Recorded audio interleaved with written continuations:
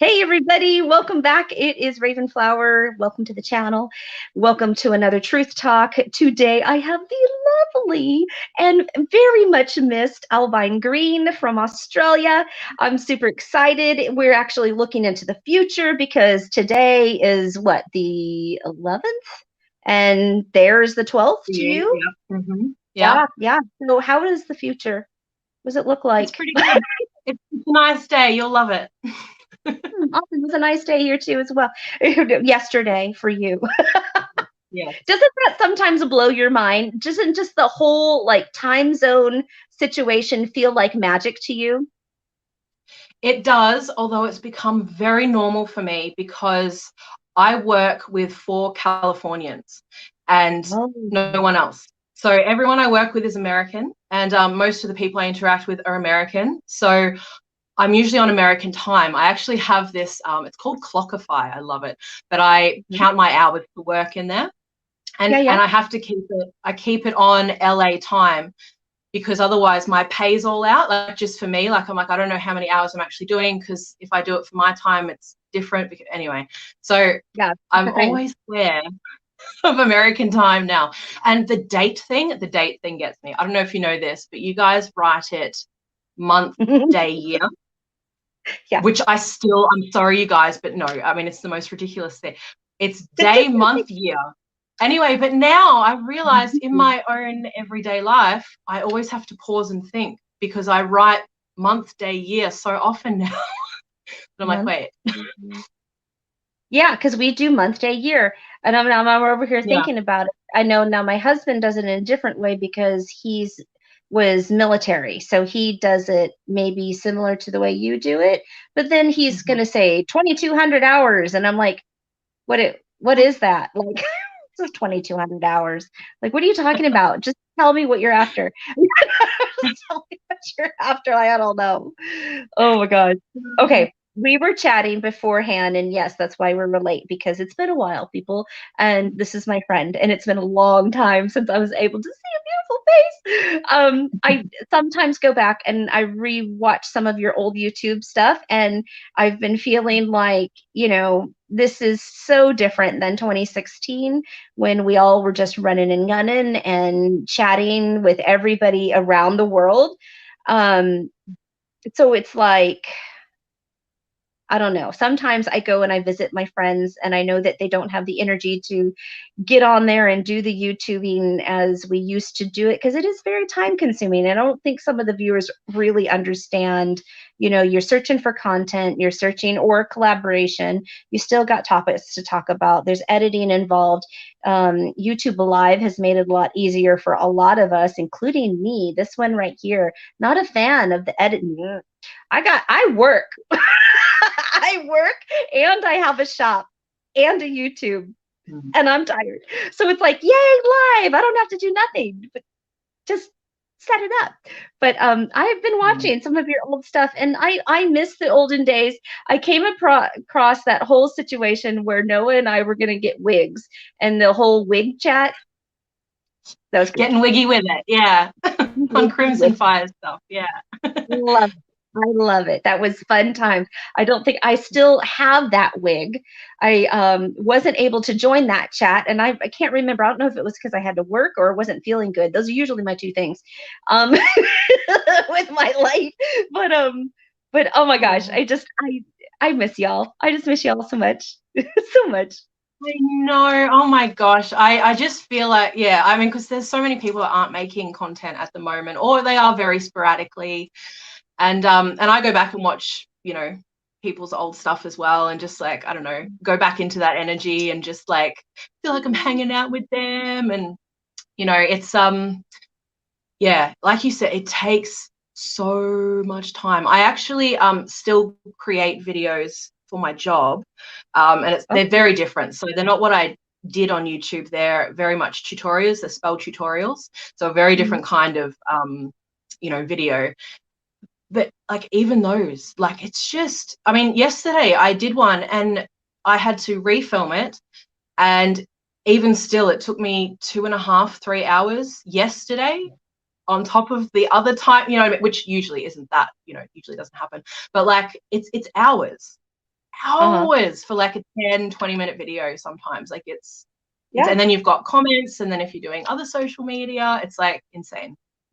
Yep. And then you're worried about storage. How much storage do I have on this particular device? Do I need to go get, flash drive or any other stuff? I mean, it's insane. I have been in the presence of other YouTubers that have chosen to have a lot of different hardware and gear and stuff like that. I have a fancy light that clips my phone and gives me this light that you see before you here.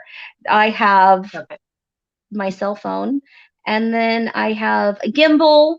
I mean, like I got romanced by it for a minute, and then I'm like, I just can't. I just can't. I mean, we were talking about before we came on a little bit about how the content on YouTube has changed considerably. And I was also talking with some other friends in regards to TikTok, and I know TikTok is a whole new thing. It's the new platform for everybody to be on, but people aren't. I feel, and based on my other conversations with other friends, I completely agree with them. They take the same stance that we've kind of gotten into sort of a fast foody type practice where people aren't putting in the research time, that one-on-one time with deity. They're not connecting, they're not grounding. They're just like, I don't know, it's like the fast track to witchcraft, and I'm not so sure that's the right message to send to the newbies out there. I think I okay, deep waters. I get it. Like I feel like if I had been younger when I got into witchcraft and all of this was available, like 100%, like I just remember, okay, so I always get people coming to me just saying, I feel so overwhelmed. Like it's just, you step into this world of magic and you're like, holy shit, like there's a bazillion paths you can go down. There's so much to learn. Everyone's telling you to be careful, or, you're going to get zapped by a deity or some shit. Like there's just all this stuff, And I haven't heard that yet. It's hilarious. Get zapped. I wish a deity would zap by me. a deity. Some people are looking for that kind of experience.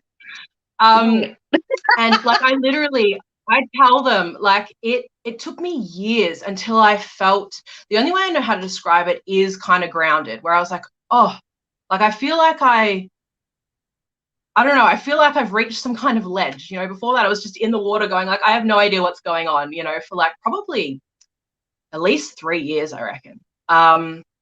Whereas now it is nice that there are these bite-sized pieces for people. But for sure, like there's, I don't know, I mean, with anything deeply meaningful, like whatever it is, art or music or, I don't know, anything that you love, like, yeah, the more time you spend with it, I think both researching and also having your own experience and going in, like, I mean, that's where the richness really is. And like witchcraft has definitely become a fad, which is cool in terms of what we can get now, because I am loving, okay, in Australia, it has always been so expensive to get books, anything, right? Candles, even a lot of them, just insanely expensive. And now, with all of this being so popular, like it's in Australia now at a decent price. And I'm like so excited, for that part. So the accessibility is nice in many regards. And I think, like, I know it, I think it hurts a lot of people who have put in the time or who are really committed and just kind of feel like their craft is being cheapened, I think, in a lot of ways.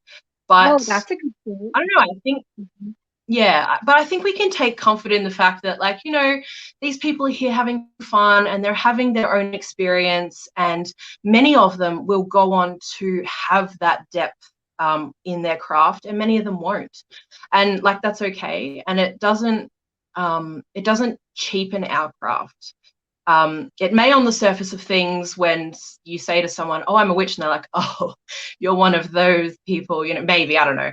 but you know what you are and you know what your craft is. And I don't know, I guess we just do our own thing. And what I would like, though, is deeper content on YouTube again, as we were talking about. And I know some people might be like, well, make it then. And I hear you. Yeah, but but it is, ooh, I just lost my lighting. Yeah, I don't know. I get the appeal of people making videos like that. And it is really hard because that is what is popular. With all of the people coming in, I think a huge percentage of the people that are interested in witchcraft right now are brand new. So to get the views and to get the people interested, you've obviously got to appeal to the people who are new. But the problem is that because that's really what get the numbers, and everyone wants, of course, you know, people to watch and enjoy and all that, then kind of many people have gone that route. And then the people who haven't are feeling like, well, hang on, what's going on? Like, why isn't my channel being watched? I don't know. Anyway, it's all very interesting. It's all very interesting. I will say that, you know, you do hit the nail on the head in regards to everybody's practice is different. Everybody's practice is completely different. Your path is different. You're dealing with different deities. You're dealing with different herbs, rocks, all of this stuff, whatever you're jiving with. So if there is somebody who needs a little tidbit, TikTok is a good way to go. Whether or not you're going to, I just would hope that people would do some in-depth research themselves and not be so scared to just pick it up and try it. That was, I think, a pivotal point in my practice. I had spent, you know, about a year just researching everything and trying to figure out, okay, I left the Christian church and what does this mean now? And am I really going to go to hell if I light this candle? Let's see what happens. You know, that whole thing. You know, but when I just got out of my own way and just decided to take that brave step forward and do what intuitively felt right for me, that was the pivotal moment. It wasn't somebody telling me what to do or how to do it. I could watch a billion how-tos and it wasn't going to make my craft what it is now. It's not going to. You have to, got to do the work. If anything worth it is worth the time and the effort to do it. So I would just hope that people do. Now I do go to TikTok because it makes me laugh. There are people. I apparently am following a lot of pets. That channel. And this is like the new version of cat videos for me, or I'll watch like the little dance moves or like little kids doing stuff or whatever. And I just love it. It makes me so happy. Like I love it. Oh, that is fun. I don't use TikTok much. I just I went on there for a bit, but I was just a bit like, oh, I don't know, you know, didn't quite, you know, get into it. But yeah, I don't know. Even Instagram I find a little bit too ADD. You know, I like the sort of, but I'm kind of an old soul. Let's just put it that way. I say things sometimes and I'm like, Jesus Christ, like you're 32, like stop being such a crone, you know? It happens. I'm dying because, you know, I'm a Virgo double Scorpio. So I'm a little intense and things have to be sort of planned out. It's difficult for me to go with the flow. So this is actually training exercises. This truth talk situation, I don't know what anybody's going to talk about. I have to do grounding exercises before I come on, before I set up, before I do all these things, just to like get me where I need to be so I can be what you need me to be, right? Mm-hmm. And then what the chat needs me to be. And this is hard. This is hard for me because I'm like, I've got notes. I have my glasses on like this. I'm doing this number. It is a very crony. It is a very crony. I like a plan. I like a plan. So 2020 and 2021 has made me realize that it's not so important, that plan. Those are guidelines. Yeah.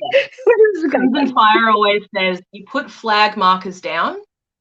And then whatever happens, you know, it's like you have the direction roughly set, but, you know, then universe will do its thing.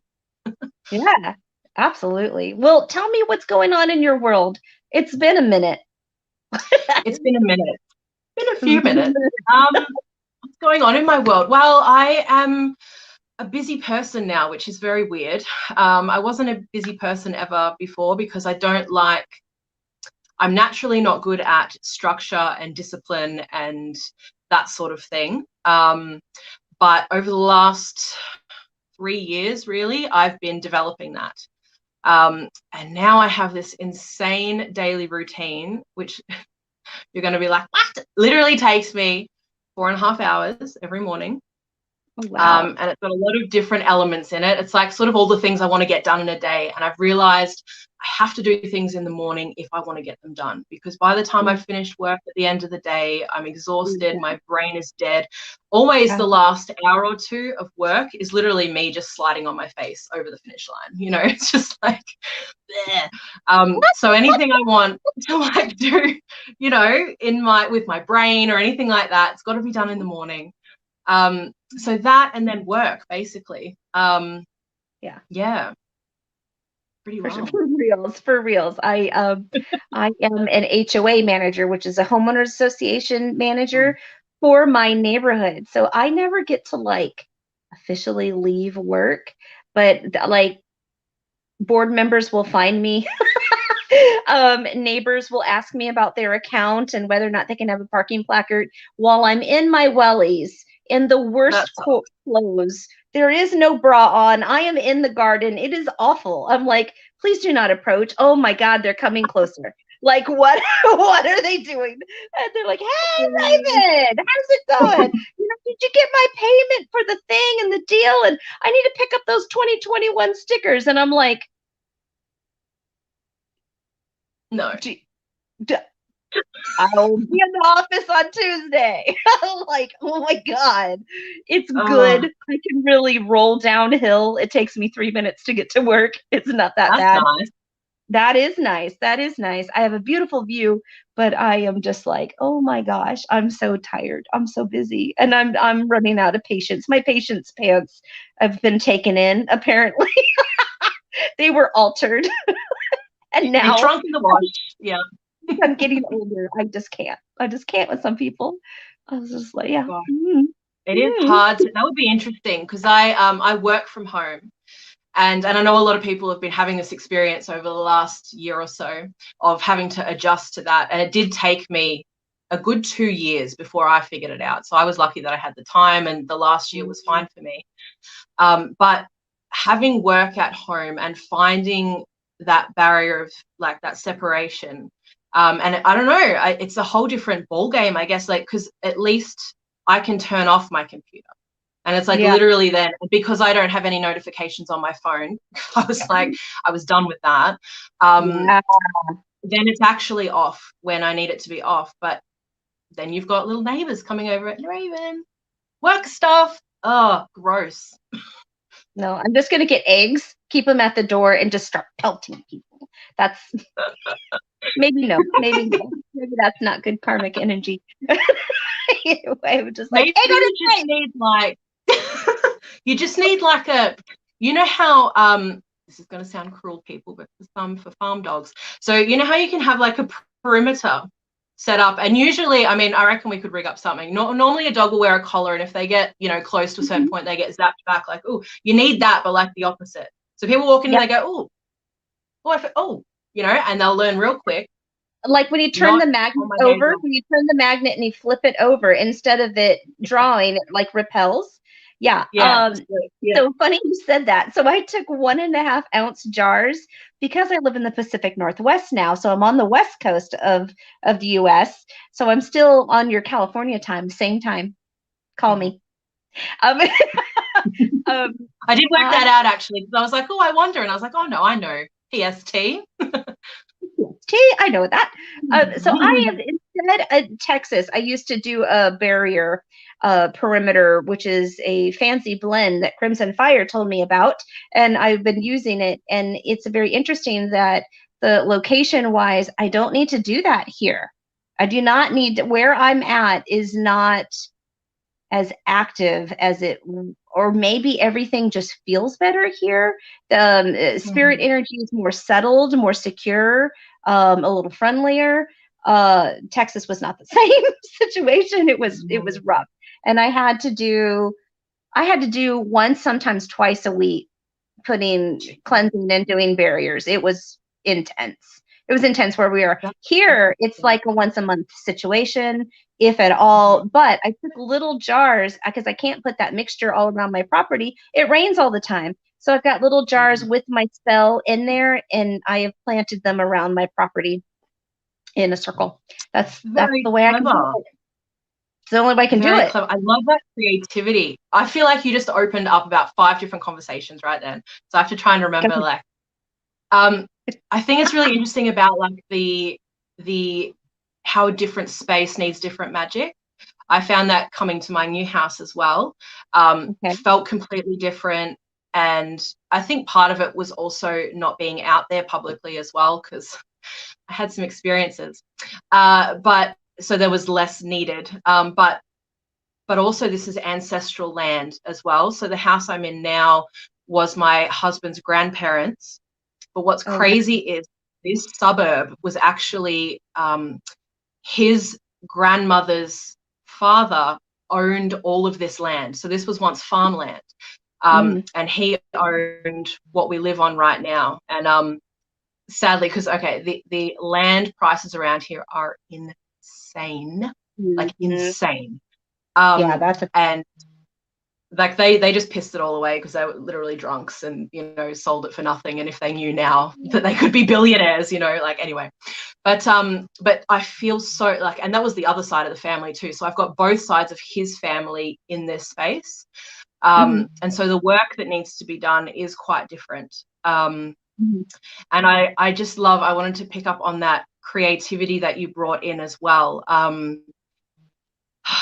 So for my job, I haven't sort of mentioned it, but I work for a company where we have this like magical club, the spellcasting club it's called, and people come in. So cute, I know. And people come in of all different experience levels. A lot of them are new, and a lot of them are from all different places in the world with all different financial ability and all this kind of stuff. So it's been so interesting for me over the last 3 years now. I've been doing this work to get creative for other people, to encourage them to find their own creativity. But obviously when you're brand new, you're like, I don't know what I can do, like, and at this point I'm like, dude, there's like 12 billion things you can do, but yeah, just kind of coming up with ways that, so it's like, a barrier around my house, cool, like it's such a simple powder thing, and someone goes, well, I can't do that because it rains all the time. It's like, well, what can I do? Like figuring out creative ways that you can take inspiration from old school magic or magic that you hear from anyone and apply it to your own situation. That is one of the things that excites me most, and it's my favorite part of my job, when people are like, hey, I've got this problem, these are the things that I have, like, what can I do? And I'm like, all right, like I've got to rein myself in and not give them too many ideas, because I know that can be a bit, but it's just so fun. I love magic. I love that too. I love that too. You did say, like, when we all first started, or there are people that ask, they're like, I'm so overwhelmed right now. It's like, I remember feeling like that. Like, what is the right herb? They say roses can be for this, but it also says that roses could be for that. And then it's just like, you're like so in your head about everything. And there's so many notes on everything. And your books are starting to stack up. You're like, I don't even know what to read anymore. Like, I don't even know. And I think it was Sunshine that just said, just start already. And I'm like, okay. I'm like, all right. Yeah. I think that's the best way to finally get it, because otherwise you literally just, like you said, you take in like everyone's different opinion. And of course, half the time they cancel each other out too, because they're like, well, you can't do it that way. You can't. And then you're like, oh my God, what do I do then? So then by actually going in and experiencing for yourself, you figure out what works for you. You figure out which herbs and stones that you like working with, and eventually you find different traditions or people to learn from that you resonate with, but you don't learn any of that unless you actually get your hands in there and get them dirty, and actually try some stuff out, I reckon. Otherwise it just stays in your head and it's not of the heart. And when you do that practice, that's when your intuition can wake up. I've been realizing this recently, because everyone talks about intuition. And it's a two-part thing because you can only be intuitive about what you know. So either through experience or through head knowledge as well. But also at some, like, you can't just sit in the head knowledge part to get the intuition. You need both. Right. That makes sense. So, no, yeah. Yeah. So to finally get to the point where you're like, oh, I know that in this spell, like, I want to grab rosemary and, you know, use sage and grab this and this and this. And at a point, it becomes really easy because you know what you like, you know, the properties that you use these herbs for, whatever. But you're never going to get to that until you play and have fun. Yeah, exactly. Play and have fun for true. You know, some of you there was something that was said to me a long time, that when you're perfect, if you never mess up, you never really learn anything. And I don't think that's completely true. I think that you do learn by doing, but it's in those failures that there's some power there. You really learn a lot about yourself, in what not to do. You're like, oh, okay, I tried that, and I don't jive with that. Something that I found, since all this ancestry stuff has happened, my ancestry has come back like literally every color of the rainbow. I am quite a mutt, quite a Oh, mutt. yeah? So yeah, very That's cool. much so. Like, there's a big chunk of it. There's a big chunk of it that my British in me actually goes back to France. So I started doing, you know, cultural studies in witchcraft, for the French. Then I've done it for the Welsh. Then I've done it for, the Swedes and the Norse and all that other stuff. Then I also have Congo in me, and the central coast of Africa. So I've looked into some of those deities and various other magics and things like that you can do. And boy, when you're trying to open yourself up to working with a different deity, or your magic or your practice feels a bit stale, it's interesting to go back to the past and find out what your real roots are, and then just sort of dive in it and do a little bit of research, and you're like, whoa, like this whole other world opens up. It's just amazing. And I like that you That's flashed that incredible. I haven't done that. Yeah, that's cool. How cool to find out too, like, that you have so many different, I don't know what, bloods in you. Because I know a lot of people, well, I've seen different things around YouTube where some people get quite disappointed because they're like, ooh, what exotic things will I have in me? And it's like, UK. Anything else? Europe. Western Europe. Yeah. Yeah. It's that, Yeah, that's the thing. Yeah. Cool. I've got like 40% of one thing, and then I've got Spain, and I don't know, it just goes or whatever. And then it's like 3%, 3%, 3%, 3%. And it's literally every color of the rainbow. Like, you can go, shoo, like, I'm like, what is going on with me? A lot of people got together to make this. You are true rainbow tribe. I'm a rainbow tribe. I am. It's for sure. That's so awesome. I would love to do that one day. I keep thinking about it and I haven't done it yet. I know that I've got Polish and all around that area, sort of, Slavic, and then Irish on the other side. But that's all I know. Like, I don't know, any sort of further back than my great grandparents on both sides. So very interesting to know. Well, now there's all these new ones. I think there's Ancestry.com, there's 23andMe, and I just saw another one advertised. There's one for your dog now. You can put your dog's saliva in a tube and send it off to find out what their actual pedigree is. And I'm like, I don't know if the dog cares. Wow. And if you have the papers, why do you care? I don't know. It's funny to me. That's crazy. I guess it would be interesting if you did have a dog that was a mutt or whatever. You'd be like, well, what's in you? Like, where have you been in the world? That's very interesting. Where have you been in the world? Well, you're not a mutt. You're a Great Pyrenees. Well, hello from the Himalayas. Like, I have an Aussie Shepherd. We have, since I've talked to you, we have a new Aussie Shepherd pup who just turned 2. Her name is Luna Lovegood. She's she thinks she's a Tigger. She jumps a lot. There's a lot of jumping. She's a love. She is such a sweet love. She's really not a Ravenclaw. She's more of a Hufflepuff for sure. However, this dog, I found out that Australian Shepherds don't come from Australia. There you go. They never were from Australia. They are mixed with a little bit of the dingo, and that's where that comes from. So they just went, oh, Australian. Yep. Isn't that crazy? That's weird. So if I did, where do they come from? Where's the United States? They're a blend of like six different dogs, and one of them being the border collie, major border collie. There you go. There is Great Pyrenees, Dalmatian, and something else, dingo, and something else in this dog. You know, that's really cool. Well, obviously, yeah, it was like, I don't know, someone who, I get that. I don't know. I've heard that Americans are quite taken with Australians a lot of the time. So perhaps this person was a fan of surfing and bleached hair, and just the Great Barrier Reef, something like that. Yeah.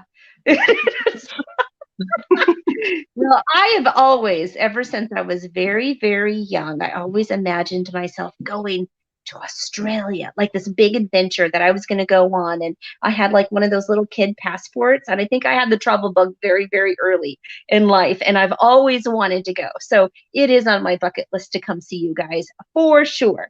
Absolutely. Yes, that would be so cool. And Noah and I have chatted about it too. And it would just be very cool to see you guys. That would be amazing. I would love that. And I keep meaning as well, like I've got on my bucket list to. Sorry. No, you better not go without me. That's all I have to say. Yeah, I don't know if you'd be able to. Be hitching that. Oh, I love it. No, I want to come to the US too. I want to see you guys, and I've got a couple of other people I'd like to see as well, or meet, I guess. And there's just places that I want to go over there. Like everyone, of course, every witch is going to say, I want to go to New Orleans or New Orleans. Oh my God, that would be amazing. Yeah, I'm actually the next witchy meet and greet is happening in New Orleans. I've decided. I was talking with another friend yesterday, and we're planning it for 2022. Yep.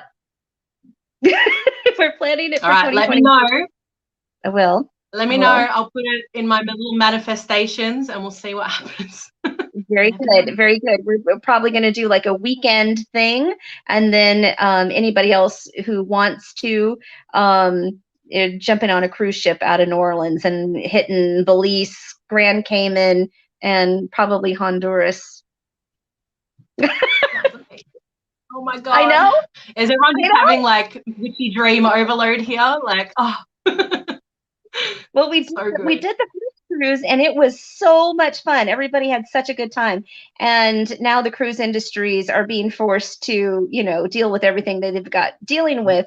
And they're having to be more environmentally conscious in the way they perform their operations. They're being better to their people, and quite a few are dealing, obviously they're dealing with the COVID situation, so things are a lot cleaner. So this is like the perfect time. Remember when 9/11 happened and everybody was scared of flying? And I'm like, no.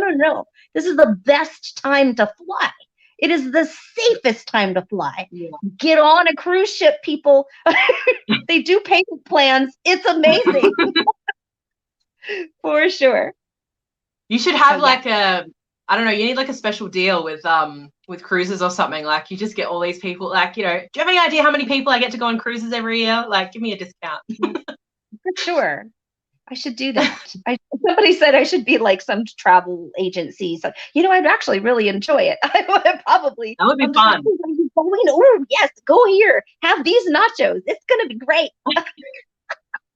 So excited for everybody. You could do it like witchy style. You could set up some kind of like witchy travel agency type deal, and like, all right, here's the download. Here's all the great places to eat. Here's all the places that you want to, all the sacred sites. Here's the shops you want to visit, the people you want to meet. That would be cool. Paranormal investigations. You go here. Here's your kit. Oh, yes. Owlvine. The possibilities. We just started something. Big time. That'd be so cool. When we are in New Orleans, we get to go to Anne Rice's house. We get to go to Coven House. That's in. I had a brick. I have bricks. This witch. When What? I travel, I will swipe bricks from old buildings and roads. I have brick dust from the street, from the brick in front of Coven House. That's Wow.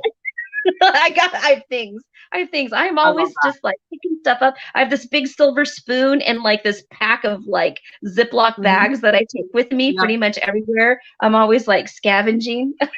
Always.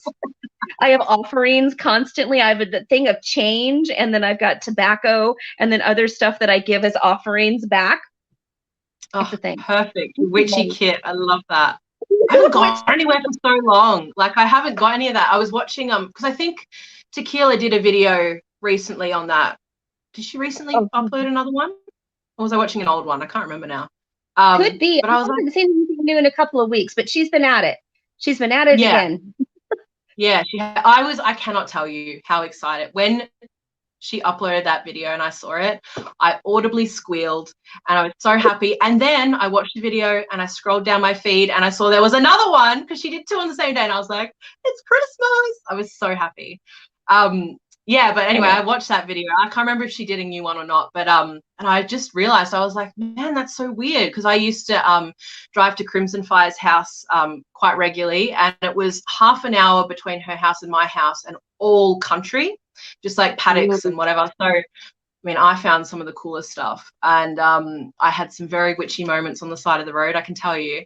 And then I was just thinking about it when I was watching this video. I was like, I don't have anything in my car because I don't go anywhere anymore. Like my son's school is literally a 4-minute walk down the road, so he just takes himself off every day.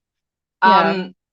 I haven't been anywhere, although I do collect things in my pockets when I go for a walk or whatever. But it's not the same as having like a full-on kit, you know.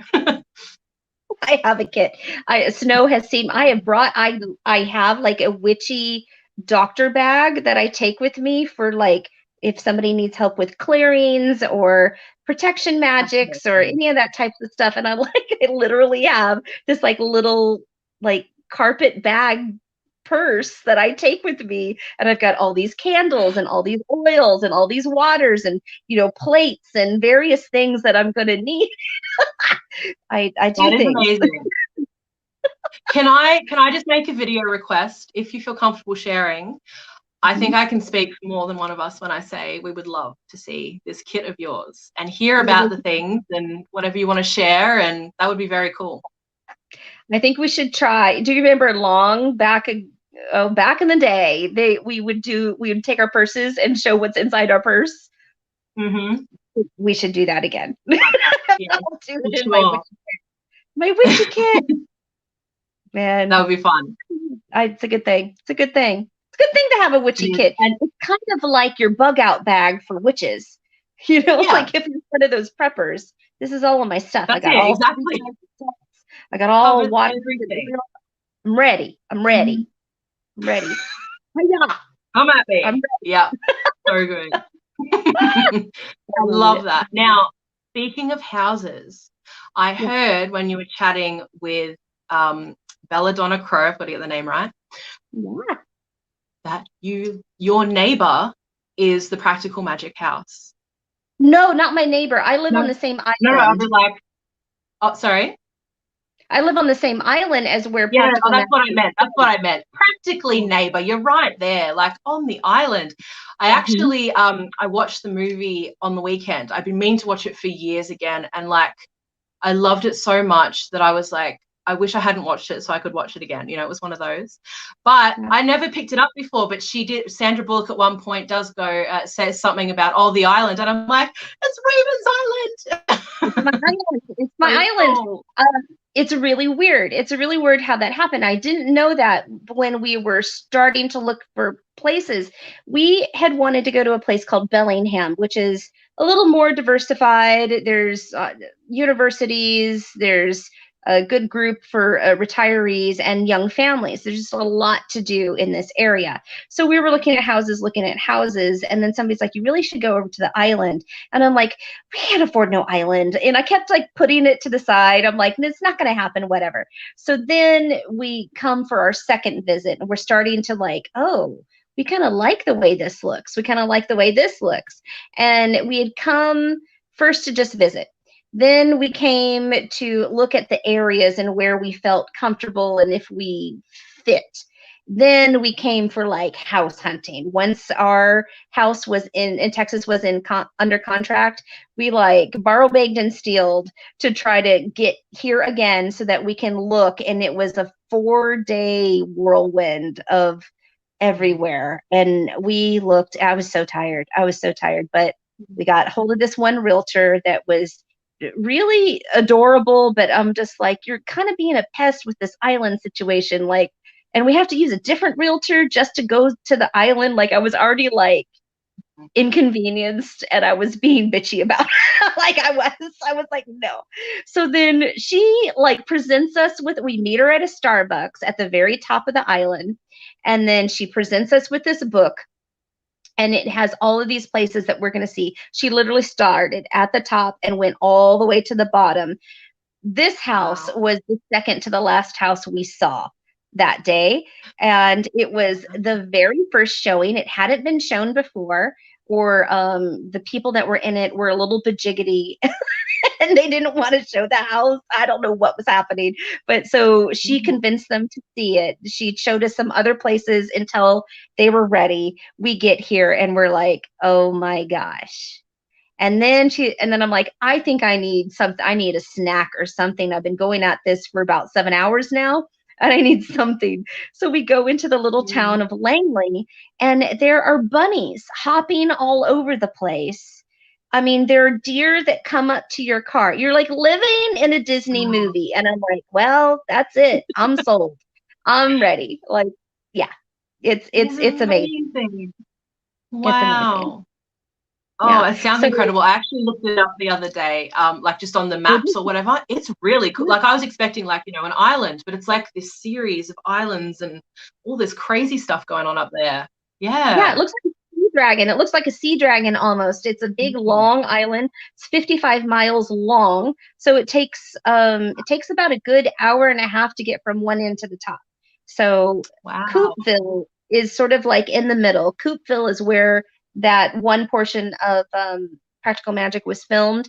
So Sally Owen's shop, the street that Sally Owen's shop is on, where the ants and her are going to check the mail, and like the leaves on the tree come down, after she's like, she misses Jillian, that kind of thing. I know. all of that was filmed here. The house itself was actually filmed on San Juan Island. Snow, that's where we went, and we drank at that bar at the top and watched the ferries come and go. So I see Snow in the chat too. So that house actually doesn't exist. It was basically a shell, and they only built certain rooms out, and then they dismantled the whole thing because it was a reserve. So it doesn't even exist anymore. But Coopville every year has a big practical magic celebration at Halloween, and there's a bunch of witches and scarecrows that go downtown. It's one little street. It's not big. It's one little street. And then they in the town center, they watch the movie.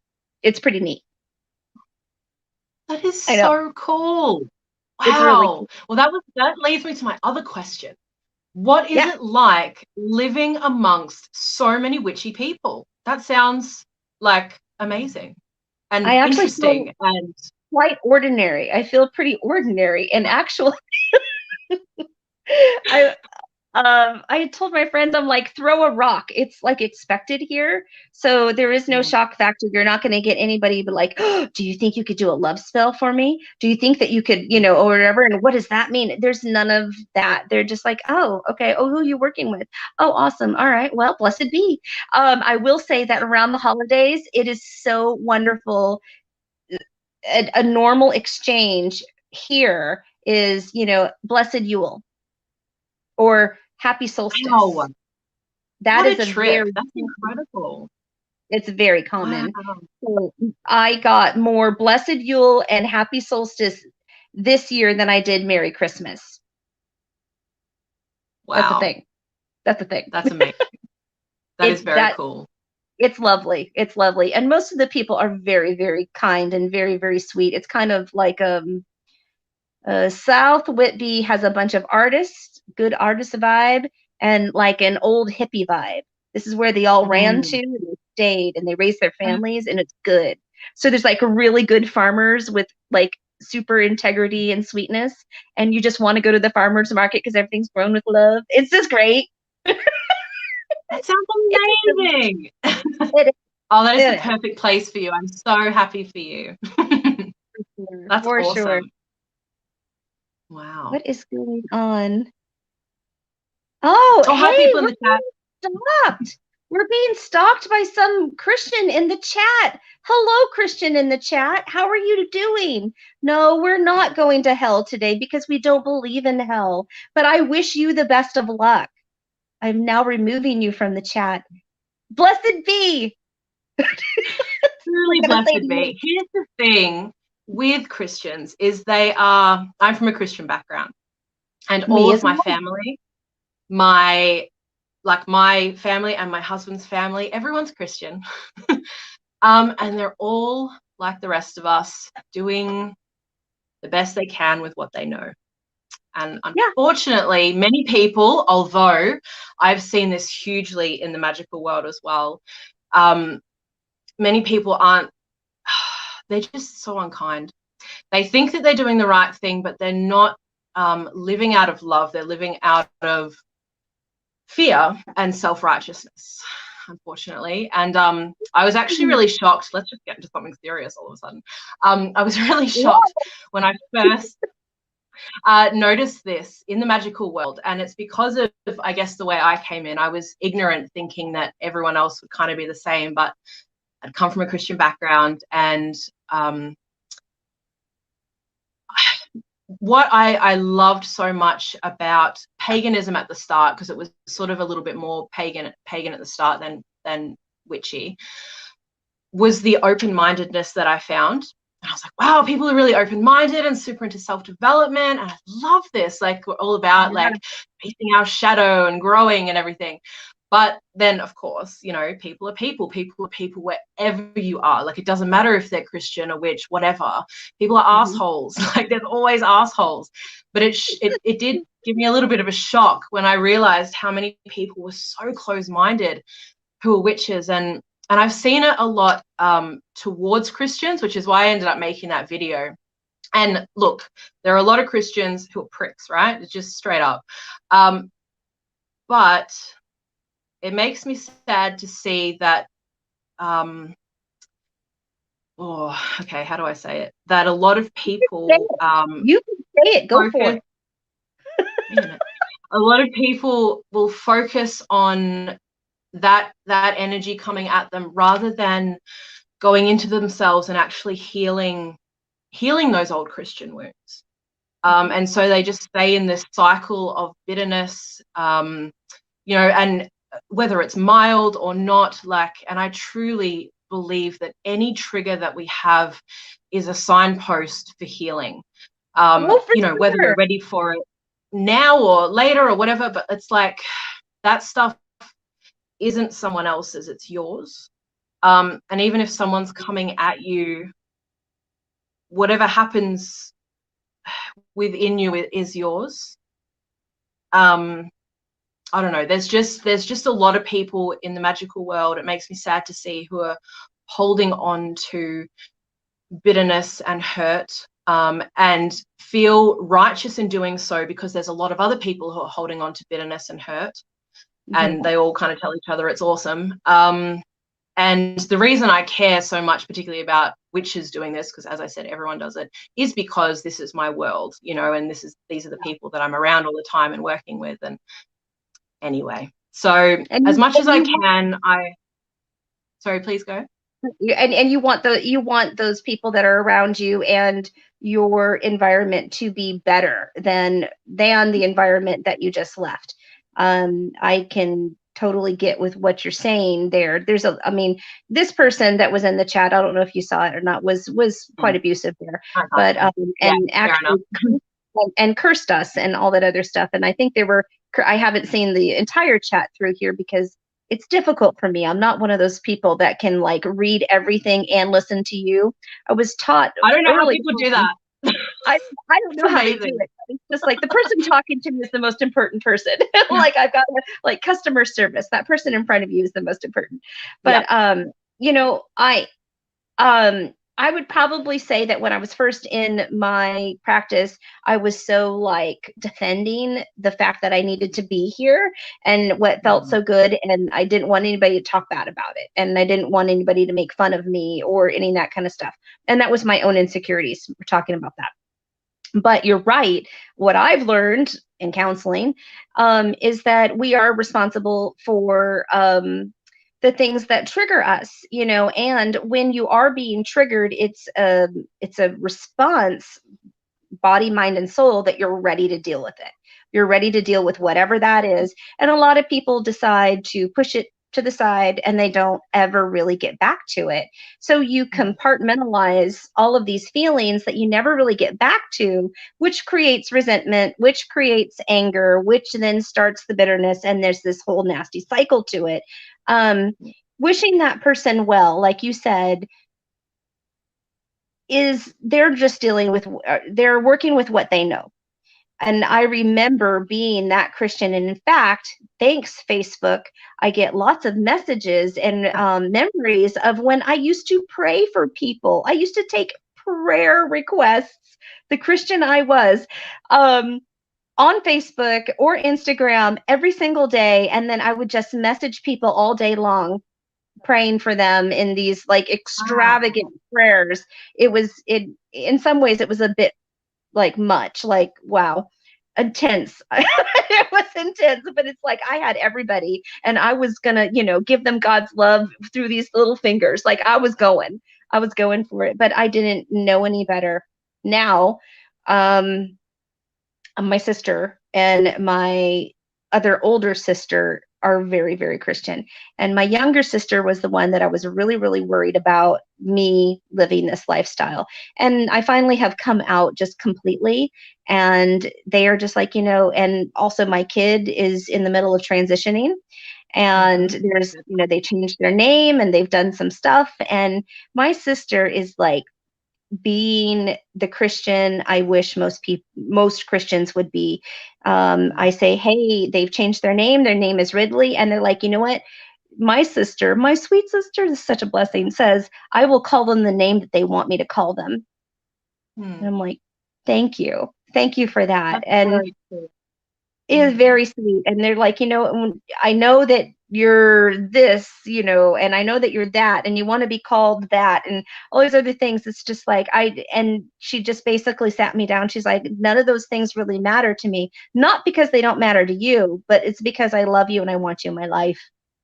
And I was like, oh, that's what family should be. And I hope that there are people that have that. That's people who live in love, like people who walk in love genuinely. And like, it doesn't matter what your spirituality is. It's like, if you love on people, that's all that it's about, really. And, you know, the background I come from is very judgmental as well. Just in terms of the groups that I was in and how I was operating for quite a period of time there, we were under a lot of pressure, and we'd push that on other people. And it sucked because the crux of Jesus's message is love. And I don't think it's right for us also to go on and then judge Christians and stuff, you know, whatever, going, oh, you're not doing this and you're not doing that, because people do it, like witches do that to each other as well, right? Well, you're not doing this and you're not doing but like, because that's not living in love either, you know. And I know this stuff because I've been there as well. Like you said, like, I think the shadows that we truly recognize are the ones that we've walked through ourselves, you know. So like, anything someone talks about and they really know what they're talking about, or they really feel like, you know, convinced about something, it's like, that's because that person's walked that thing and they know. And I think that people who have, it's easy to forget as well where you came from, which I think is perhaps perhaps where a lot of witches are at. And I do think, I just want to say too, for anyone who is triggered by Christians, I so get it. And I think we all need to do that pendulum swing out. Like there is always that pendulum swing of like almost defensiveness and maybe a bit of rebellion or whatever it is, and just like that, get away from me. And I think that's a very natural part of the healing process, you know. But then there is coming back to some kind of balance, and I guess that love, and not to be light and fluffy and meh, but like that's, I mean, that's, I don't know, life's about love, man. But truly, you know, just living. It is the strongest emotion I think that we have, and I think that it's just a higher vibration. In order, I was sent the other day, and I think I was talking to Noah about this the other day. I was sent some stuff. So apparently there are some, you know, the same old YouTubers out there that are haters that are gonna go and make fun of your channel and do parodies and all that other stuff. And somebody was trying to send me a video of that, and they've now taken on Truth Talk as one of those things. And I'm just like, you know what? I don't even care. I don't even care anymore. That is such a low vibrational energy that it doesn't serve me anymore. And, you know, everybody was getting each other's back, and it was such a social construct, such a weird dynamic, I think, that we had a couple of years ago, that I think a lot of us have gotten older, and it's just not worth our time. It's not worth our energy. It's not good for our practice. It's certainly not good for my health. It doesn't have any bearing. I don't even talk to these people. So why would I sit there and look at it and take that in? Why would I even give that more power than it even needs to be? It's not a thing. It's just not a thing. And where I also feel like, because I also work in the spiritual realm, there are higher vibrational spirits and lower vibrational, you know, things. And what people would sort of feel it would be a demon would be a low vibration spirit. Well, they're going to get you with the fear and the guilt and the regret and all of those other things. And that's what gives them energy. And then there are the others. And, you know, I'm just choosing to work with that. I just, you get tired of all that other, it's like high school. It's like, how long do you really want to stay in high school? Yeah. No, life's too short, and there's too much beauty to be had in this world. Like there's too many amazing experiences to have, and I don't know, just great people and all of that. And I think avoiding whatever these people did is the right thing to do. I know last year I had at least a video or two made about me, and someone was like, I hope you watch this. And I'm like, why would I watch it? Why would I want to sit there and see you shit all over me?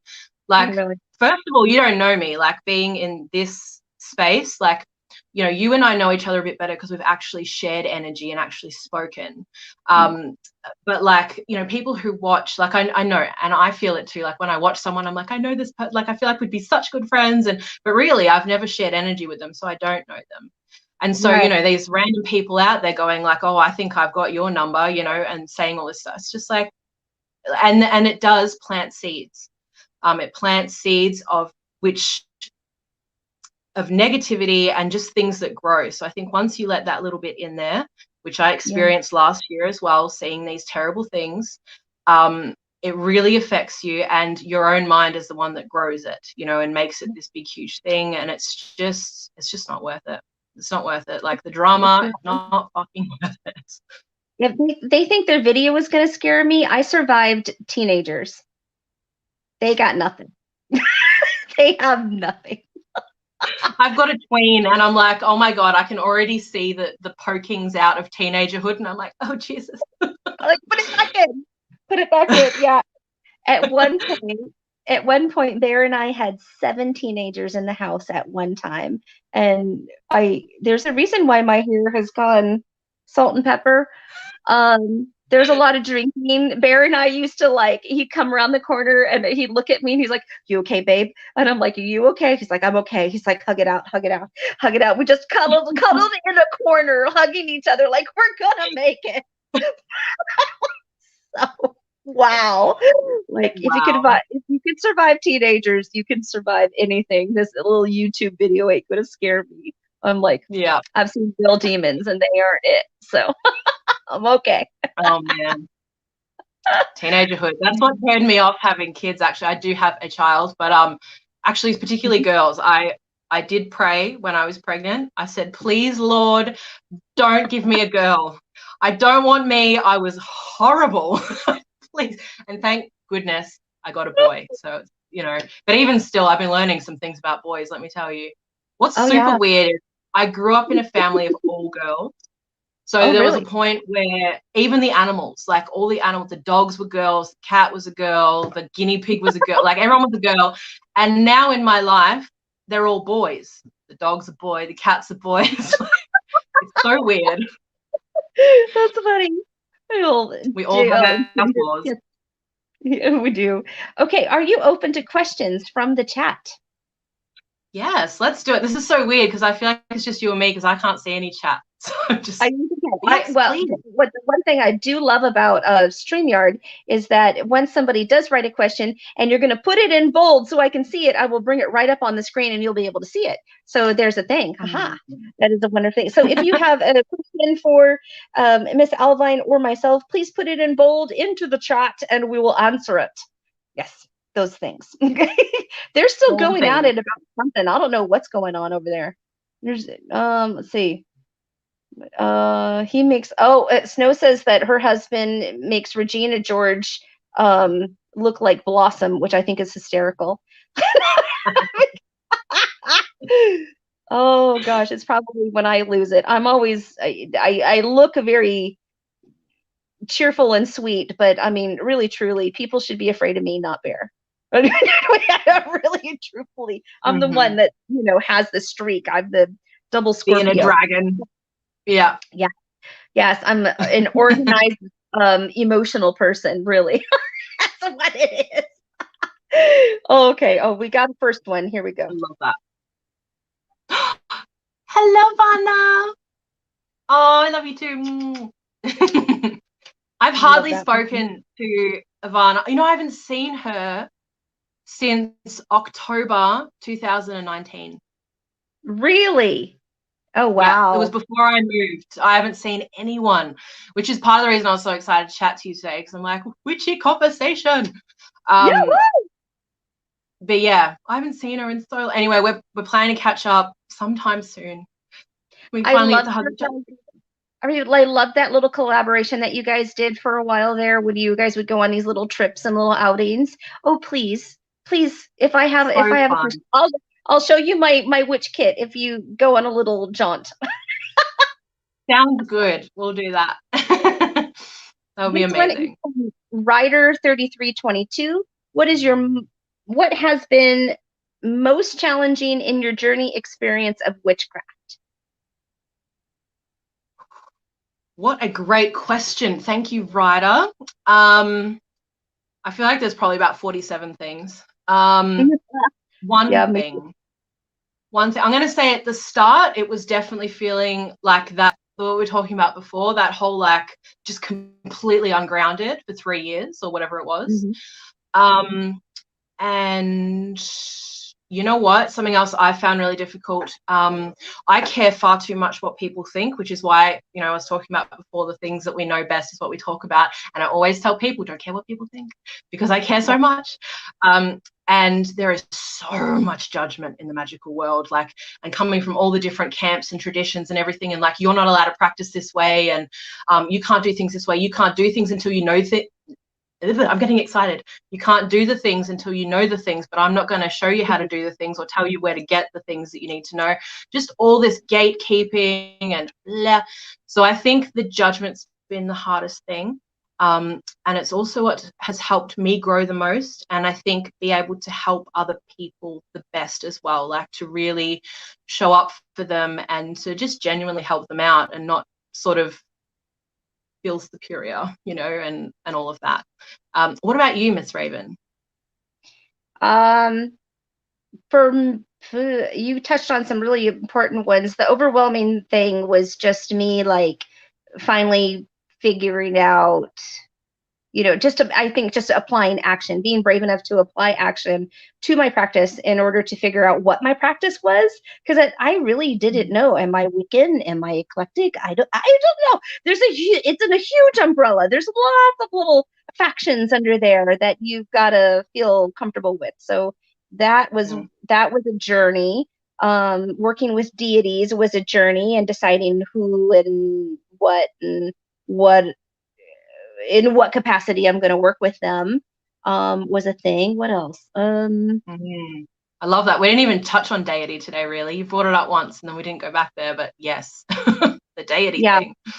And then deciding that are you gonna work with one? Are you gonna work with multiples? And then you can definitely feel the different kinds of energies that happen there. And then I think something that we don't really talk about is how our magics and our connections with not only other practitioners, but the deities that we do work with, how they affect our family and our household, and finding what a good fit is for everybody.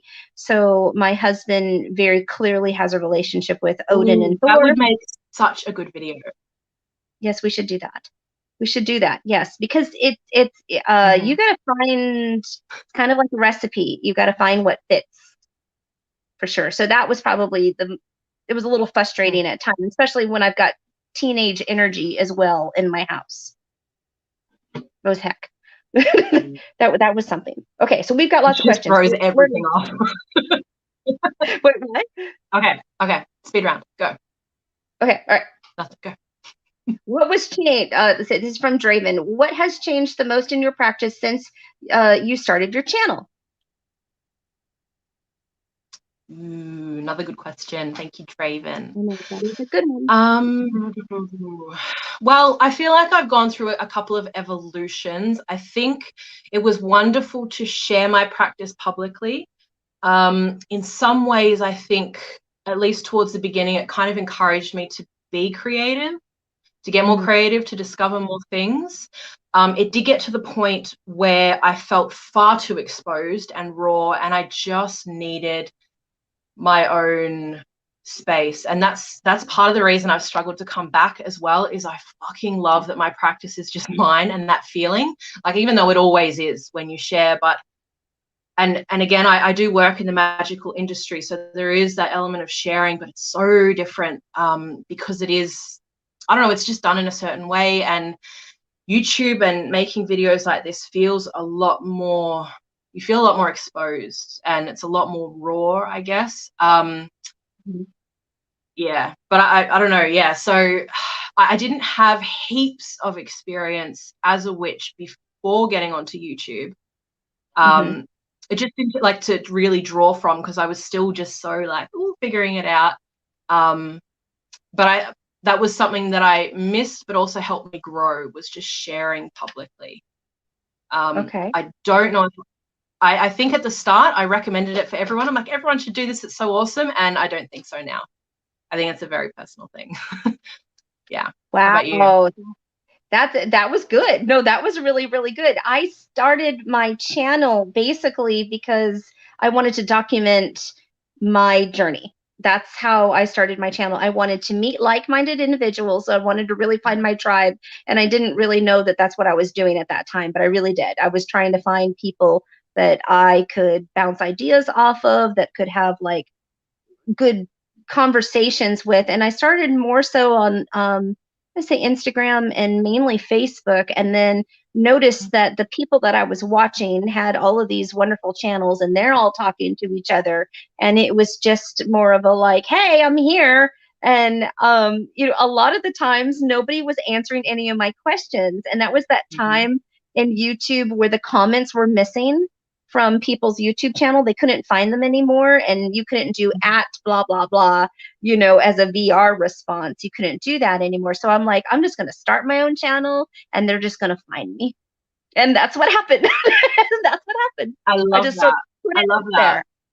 I'll just put Yeah, it out that's there. kind of what I did too. Like I felt so lonely when I was practicing before. I thought I honestly I didn't know any Australian witches, hadn't found any on YouTube because I've been watching YouTube. And I thought, I'm Mhm. like, am I the only witch in Australia? I think I might be. Like, and now I know there are like bazillions. Now, Um, and I I just have to had this say desire. Sorry. that I have to say there was one time I was in tears when I saw the little pictures of it was you, Crimson, Alex, and Belladonna were all together. Like you guys had like stalked him at the market, at the open air market, and you guys were all together. And I saw this group picture of you guys, and I was just got out of work, and I was just like in my car just crying because I was so happy for each and every single one of you guys to have that relationship, because I have it with Snow, I have it with Noah, Tequila, Trina, those people that were in San Antonio or close by. Once you have that, it's a blessing. It's just something that not a whole lot of people have, but to have that connection on that level is just like, I was just so excited for you guys. I was so excited for you guys. It was so amazing. Good times. It's an amazing thing. And I do want to encourage anyone else, because I know that people are like so want that. And I felt that here too, because I actually live a really long way away from Crimson Fire and everyone now. Like I haven't seen anyone the whole time, and then COVID. But And then, like ugh. put it out there. Like if it is something that you want, put it out there, and don't allow the I don't know how this is going to happen to get in the way. Just put it out there, and then just follow the yellow brick road. Like I had no idea that I would meet anyone off YouTube, and you don't have to make a YouTube channel, anything like that, but put it out there and then just follow the promptings and you'll find your people somehow. It'll happen. It will Yeah, happen.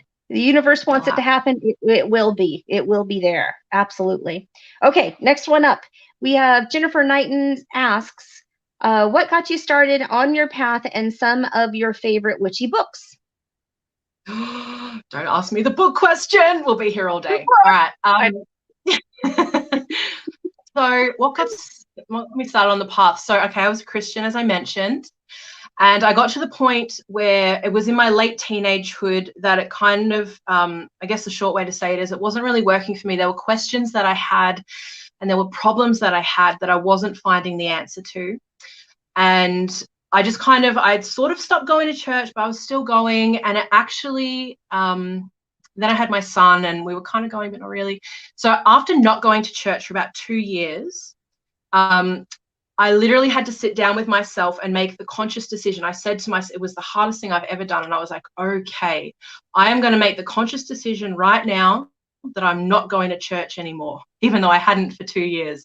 Like it was this huge thing because I grew up in the church. It was massive for me, And so that was the first step. And then after probably about 6 months, I guess, or something, then I started researching because I was like, okay, I'm interested in spirituality. Like I've always been quite a spiritual person. Like I'm going to start searching for the truth, So then I start looking at all these religions and I'm like, well, everyone disagrees with each other. Like, what's the truth? How do I discover the truth? Mm-hmm. And so I was like, all right, I'm going to go back as far as I can go, right back to the beginning. And I started watching all of these. They've got really cool, like Neolithic and all these pagan sort of documentaries on YouTube that I was watching, some really cool old like 3-4 parters and stuff like that. If you can find them, they're amazing. That's where I started. And I was looking at this stuff and I'm like, all right, cool. And then I was still kind of searching. I'm like, I don't know. And then I was like, all right, all I know is that I think there is something sacred about the earth. That's all I had to go on. So I was like, okay, I'm going to start there. And then I discovered this kind of like over a meandering time, this like pagan thing. And then there was very much witchcraft tied into that. And I was like, this is a thing people do, because I actually had an experience of that many years before, which is kind of a whole nother story. And I don't think we'll go into it today because it's a bit of a thing. But so I'd experienced witchcraft before, but this was different because I was coming at it when I was in my 20s by this point. And I was like, wow, this is like a thing. And I decided after learning about it for a while, I was like, all right, I am genuinely really interested in this. I want to learn more. And I did have that whole, I'm really afraid of what's going to happen to me. Like, am I going to go to hell if I do this? So I had a conversation with God. I prayed and I just said, look, I really feel like I'm being called in this direction. Like my heart so wants this. If this is a bad thing for me, then please bring me back. Like, bring me back onto the, onto the path, and, like, do that for me, put that in my life. But I'm going to do this because I really feel like, in my heart, it's the right thing. And so that freed me up, and I felt like, okay, like God's got my back if, I need that or whatever. And I've never looked back. So, it was about I decided I was going to do, because I'd heard about the year and a day thing. So I was like, oh, for a year and a day, I'll learn and I'll really see if this is what I want before because I didn't want to fall into anyone else's religion. That was very important to me. So the first book I read on witchcraft was Wicca by Scott Cunningham. And I went, oh no, this isn't for me. No. And I knew straight away, no. And I was like, but there's some stuff that I like about this. And so I just kept searching and discovered that, didn't have to do the Wiccan thing, so never did. And then it was only about 9 months later I was like, no, I'm full ready for this. So then I did a little self-dedication and just went from there. How about you do yours? I'm going to grab some books and then we'll do the book thing. You got it. My books are upstairs. I have no way to get to them because my husband is D&Ding upstairs, which is why I'm downstairs. You go ahead and you get your stuff. So, okay. I started off the path in a very sort of similar state. I had left the Christian religion and I was kind of like that. I refer to it a lot. The REM song of losing your religion. Yes. It was 40 something years of, my life. And I thought, oh my gosh, what am I doing? And so I had to go through this mourning process before I even got to where I'm at. And my good friend Eric, if you guys caught my last Truth Talk with Miss Monarch M, Eric is Miss Monarch M's husband. He is also a tattoo artist, and he would travel all the time. 2 times a year, he'd come to our home in Texas for about 2 to 3 weeks at a time and turn our downstairs master into a tattoo shop, and people would come and go. I remember that. Yeah. And I think we've even talked with you guys at one point. I think you guys were coming on for the 24-hour chat, and he was in my house during that time frame, and he was doing, so there were people, there was tattoos happening, and then there was a live chat happening in the kitchen, and Noah and I just drinking a lot of water. I mean, this is what was happening. But he had said something that stuck with me, and he's like, when I really look at it, Raven, it's and this was back when I was Yvonne. Yvonne is my real name. However, I don't really identify with it anymore. And when my kid decided to come out to me as trans, I'm just like, and you were afraid to tell us why? It's like, your dad's real name is David. He goes by Bear. My real name is Yvonne. Like, we totally get the fact that that doesn't feel like us anymore, that we've evolved past that and we're something else. Totally get it. So he had said to me, I had a point, I will come back to it, meandering on, saying that, meander, a good meander. He's like, what can you not deny? You can't deny the sun. You can't deny the moon. You can't deny the dirt that you're standing on and all those other things. So that's what I did. I broke everything back down to the foundation and the basics.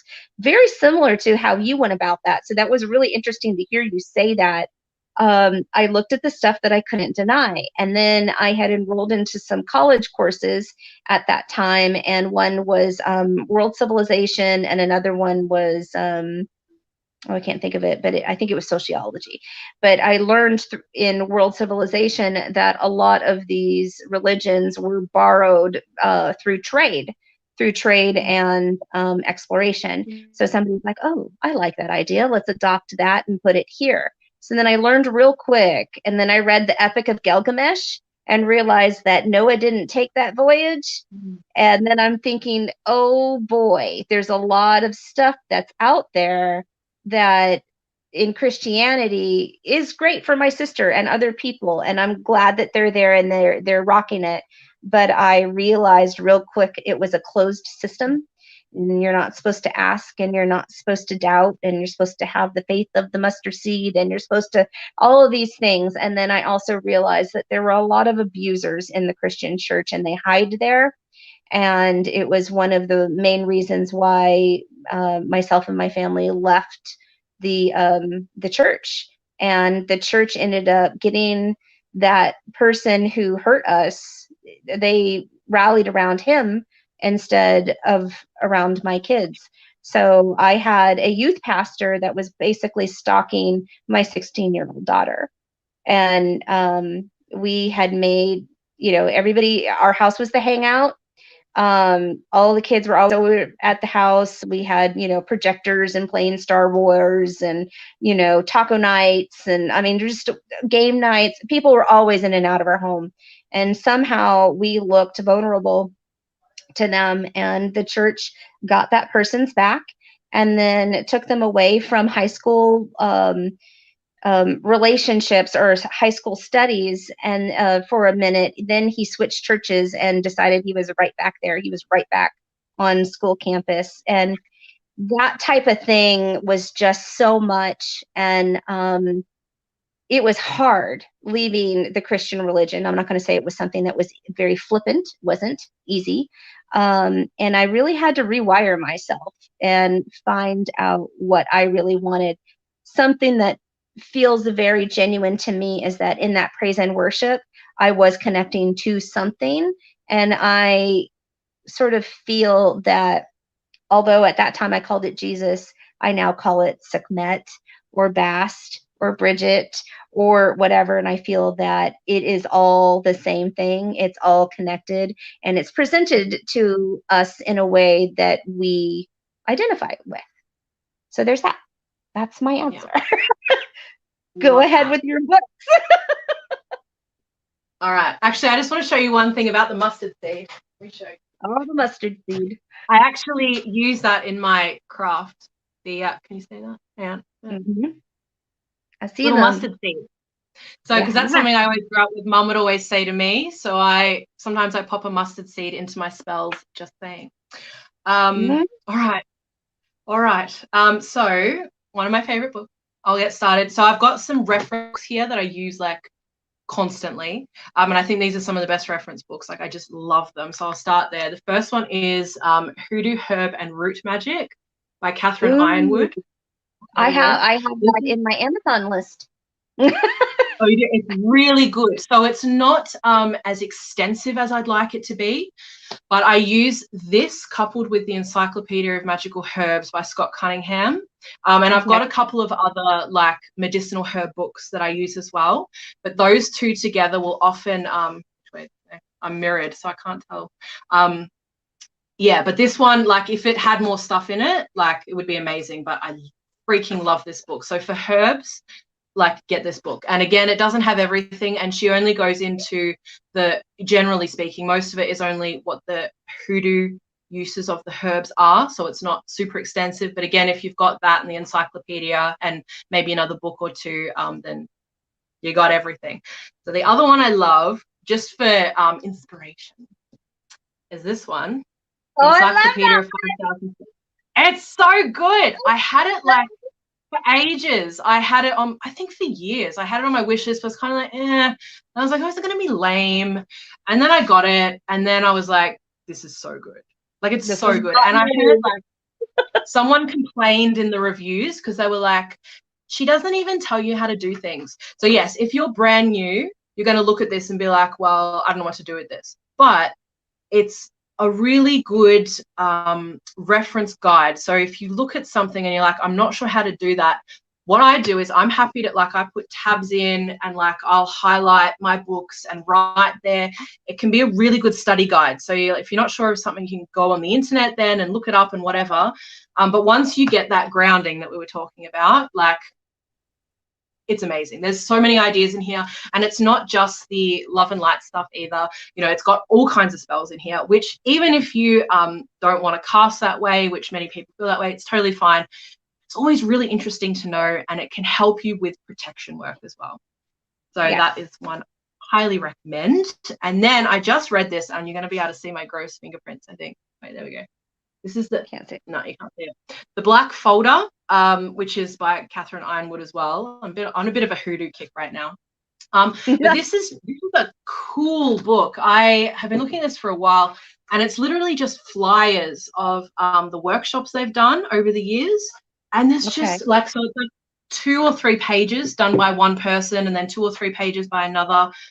But they go into like, I don't know, there's stuff about working with ancestors, there's bone throwing, there's stuff about the moon and stuff that I hadn't heard about the moon.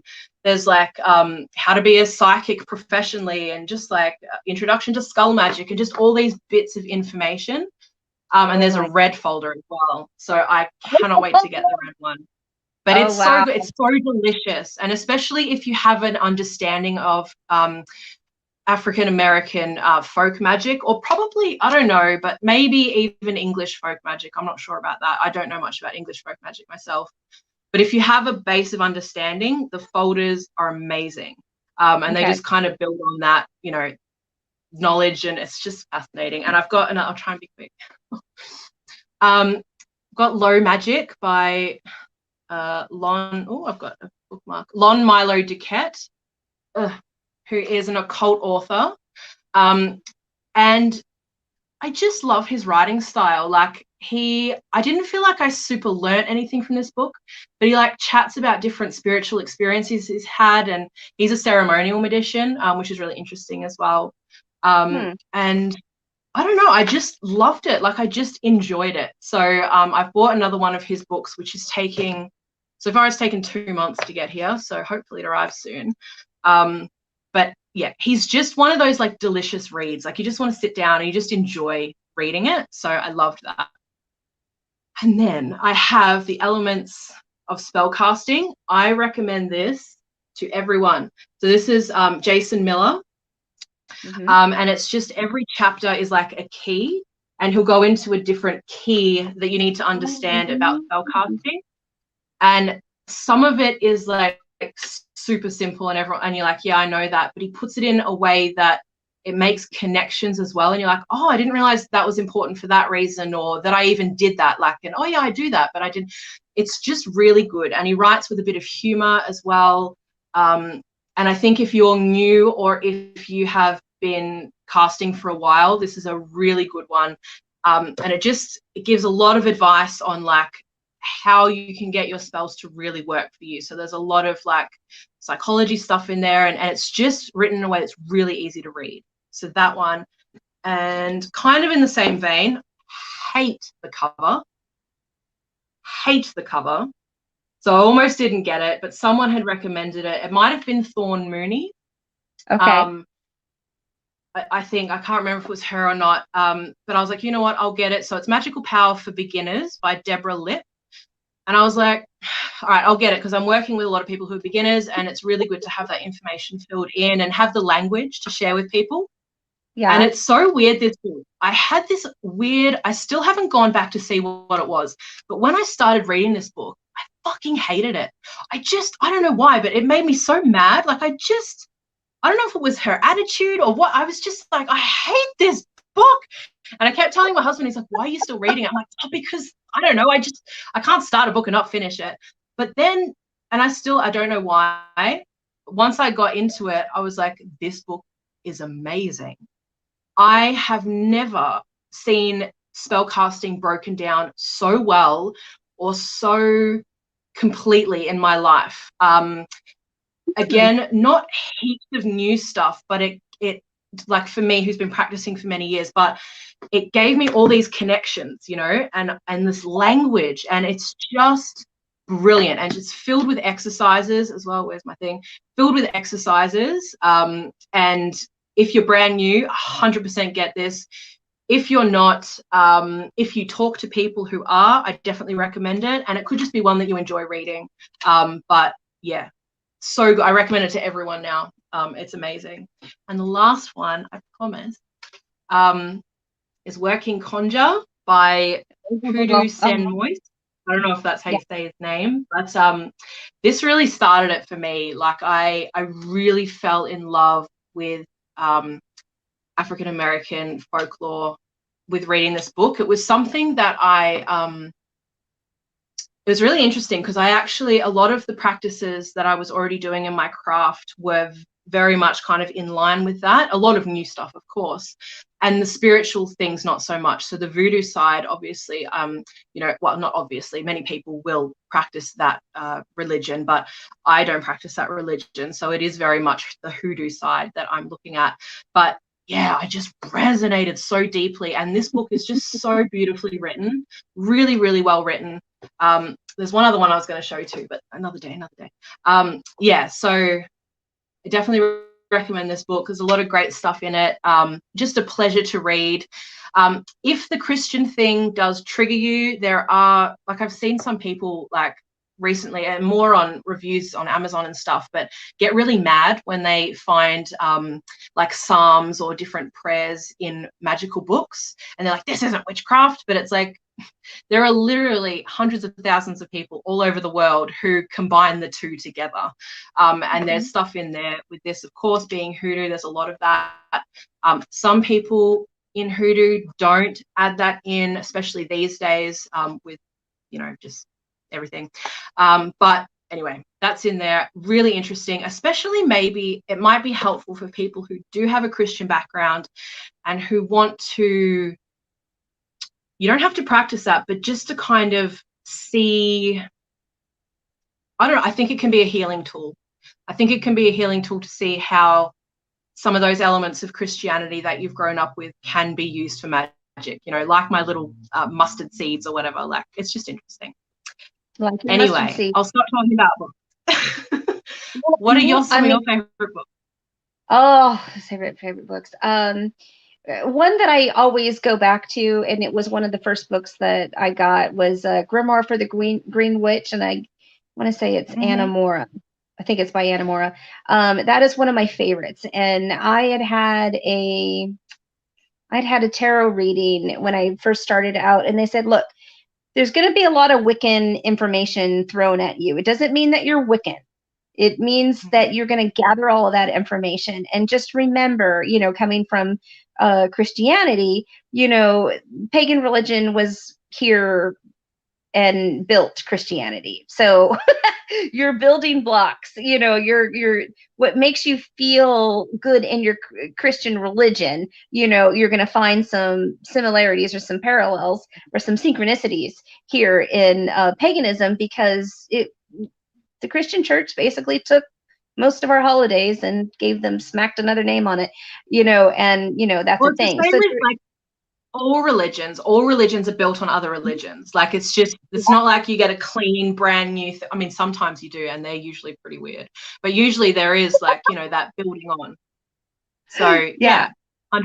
Yeah. And I mean, there were Christian mystics, at a time, there were people that were doing magic, in the days of Jesus. And, I mean, you can really draw from what you really want to draw from. Truth, there's a lot of truth out there, and you can go down those rabbit holes, and it's pretty awesome. See, other books, right now, there's one on crystal gridding that I've been reading, and I'd have to go and grab it. But again, I can't. I would have to pass 2 cats and an Australian Shepherd and a D&D game in order to get to that office. So we're not going to do that. Do that now. But crystal gridding is really sparked my fancy right now. Tea leaf reading always sparks my fancy. I wish I could be a master tea reader. I would love it. Oh, see, yeah. I've got a few tea leaf reading books I've been reading as well, and it's amazing. Like, I'm about to start one because I'm going to be doing a piece for it. Yeah, tea leaf reading is cool. Hey, when we get together, we'll drink tea and we can read each other's teacups. That'd be fun.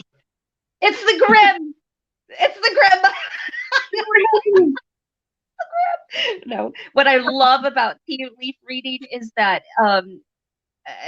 as a medium, for me, I generally can connect with spirit. I don't need to read the cards because I can't read the cards, but once a reading is happening, I can see everybody else's ancestors. It's like somebody pulls the curtain and boom, everything's there, and wow. I'm like ready. It's pretty cool. But with tea leaf reading, that person is sharing that energy in the cup of tea that they're drinking. You know what I mean? Like, you're going to pick up some stuff Like so that's why I really like it, because you're really physically putting their energy straight up in that cup, and you're like, okay, let's look at this. Like it's so cool. Sorry, it's very cool. That's cool. Have you done much tea leaf reading? No, not much. But I've been practicing. I have a lot of tea at my house. I have a lot of tea at my house. And I have cups, and sometimes I just practice on myself. So that's the thing. Yeah, that's what I do at the moment as well. My husband's not into it. I mean, I could get him to. He doesn't like tea. That's the problem. Although if I get him some Turkish coffee or something, we'll see. I don't know. He drinks instant. This is the problem. He's no good for me. I've got to do it myself. He's no good for me. I love it. Oh, you got some questions. Oh, how a bear in the chicken. All right, so the chickens are no longer around anymore. They all got eaten by a fox, which was very sad. Those foxes, there was this great big fox that was hanging around. Yeah, so the bear's doing really well. He's here. I was wondering if he was going to come in with me, but then he was like, no, it's too hot in here. It's really warm today. He didn't want to come in. So he's great. And I found out just the other day that he's not going to be with us for too much longer, not in terms of death, just in terms of quickly getting there. My sister, he's actually her dog. So even though he's been with us full time for 3 or 4 years now, she's getting married later on this year. And so she lives in the city right now in a tiny apartment, but her and her husband-to-be are going to move further out and get a backyard and take Bear, which is going to be amazing for all of them and really sad as well. So, but he's going to love it because she's going to treat, like, here he has rules to follow and he's well behaved. Whenever she comes around, he acts like a little shit, and like I totally let him because it's her dog and I don't want to, I'm like, yeah, cool. So he's gonna be the spoiled child and he's gonna have the best time. I love it. Oh, we all want to come back to Bear the dog in another life, that's for sure. Okay, we've got Eden, darling. What is your favorite crystal for spirit work? For spirit work. This is a good question. Because it really depends on what kind of spirit work. Yeah. Are we clearing? So, well, my favorite crystal overall for sure is black tourmaline. I love black tourmaline.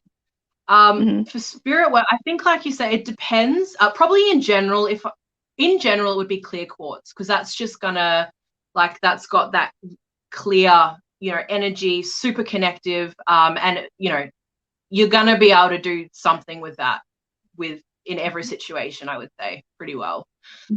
So probably clear quartz, and I do have a big chunk on my altar that I use. But for each deity that I'm working with, if it's that kind of spirit, I've got a different crystal that I use with them. Some I don't have crystals that I use with them either.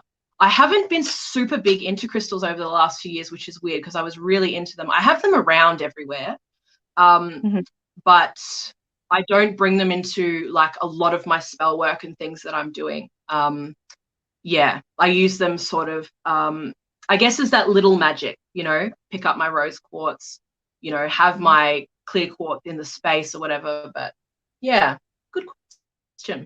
What about you? Spirit work, it really depends. It depends on if I'm doing some sort of connection with spirit, like spirit guides or ancestor guides. If I'm dealing with ancestors, I generally do a very specific offering for them, for their likes and whatnot. Generally, there's selenite involved because it's a purifier and an amplifier. So I'll partner that with most anything I use. I've got a big chunk of right back here. So I have this big old chunk. This is black tourmaline in quartz. Beautiful. Okay, yeah. So it feels like it's a little dirty. It's a little dirty. Need to clean it. But you can see this big old chunk.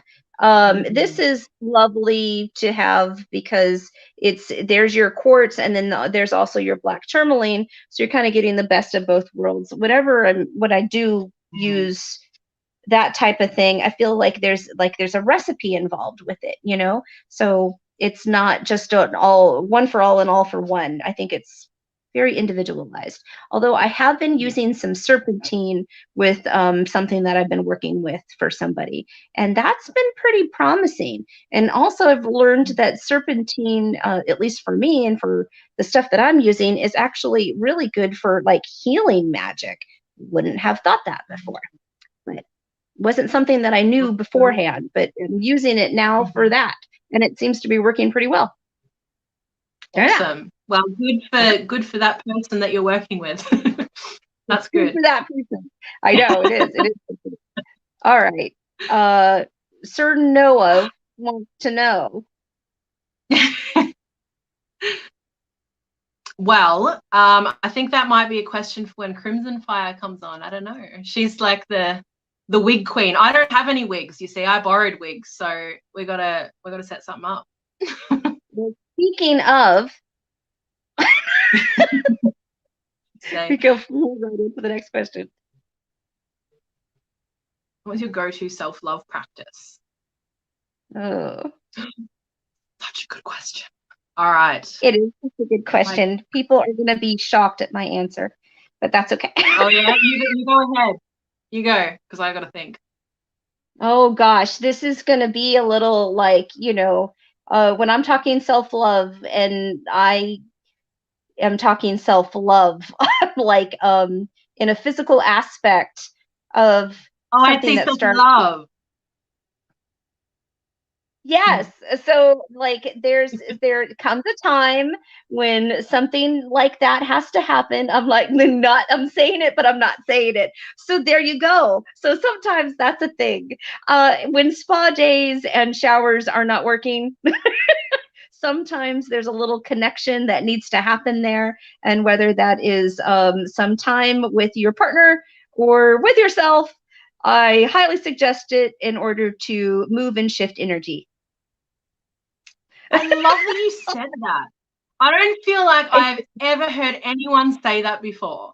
And it's so true, because it's such okay. It's like obviously it's such a powerful thing. No, that's brilliant. I love that. We all do it, I think that's brilliant, like, because it's such a powerful yeah. Listen to us. We're talking. It's a huge surge of energy. It's a huge surge of energy, obviously, and for both parties. And, especially like my husband doesn't say he is a witch, he is pagan. But, when we were doing our protection magic, and for our house we do our protection magic together. So being the fact that he's the male part in the house, and it's part of his house, and it's the female aspect, and it's part of our house. And so we would kind of have ceremony, and then we would go and take care of the rest of our ritual. Like you have to be on the same page and together in that way, in the most intimate of ways, in order to get what you need. Okay, I went there, people. I went there. Okay. I love that. Yeah. No, that's so powerful. I think some of the most powerful magic that we can do involve sex, definitely. Like, because it's so primal, like it strips away literally, like, all of our conditionings and all of the things that, all our little propped up like societal whatever, and we go back to like the core of who we truly are. So I think, there's so much power in that. And it's been really cool, actually, the last few years, seeing that there's a lot more books on sex magic and that sort of stuff, and people talking about it. And that's very cool. I love that. I'm laughing at Noah's comments right now, because he was. What's he saying?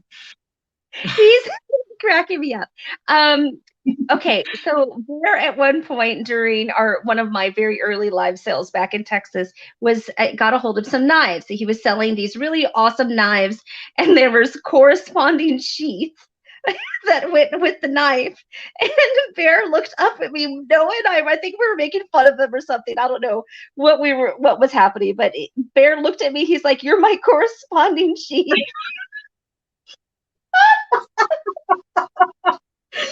Oh, Dying, and that's Noah great. still. No, I saw Noah like go white. We're like, what just happened? We were cracking up. Oh, there. Okay, that's a That's funny, so funny. good. Okay. Oh, that's so good.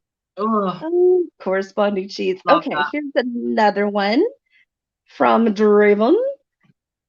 Oh wait, that's not for us. That's for Honey Owlet Moon. Sorry, private conversation.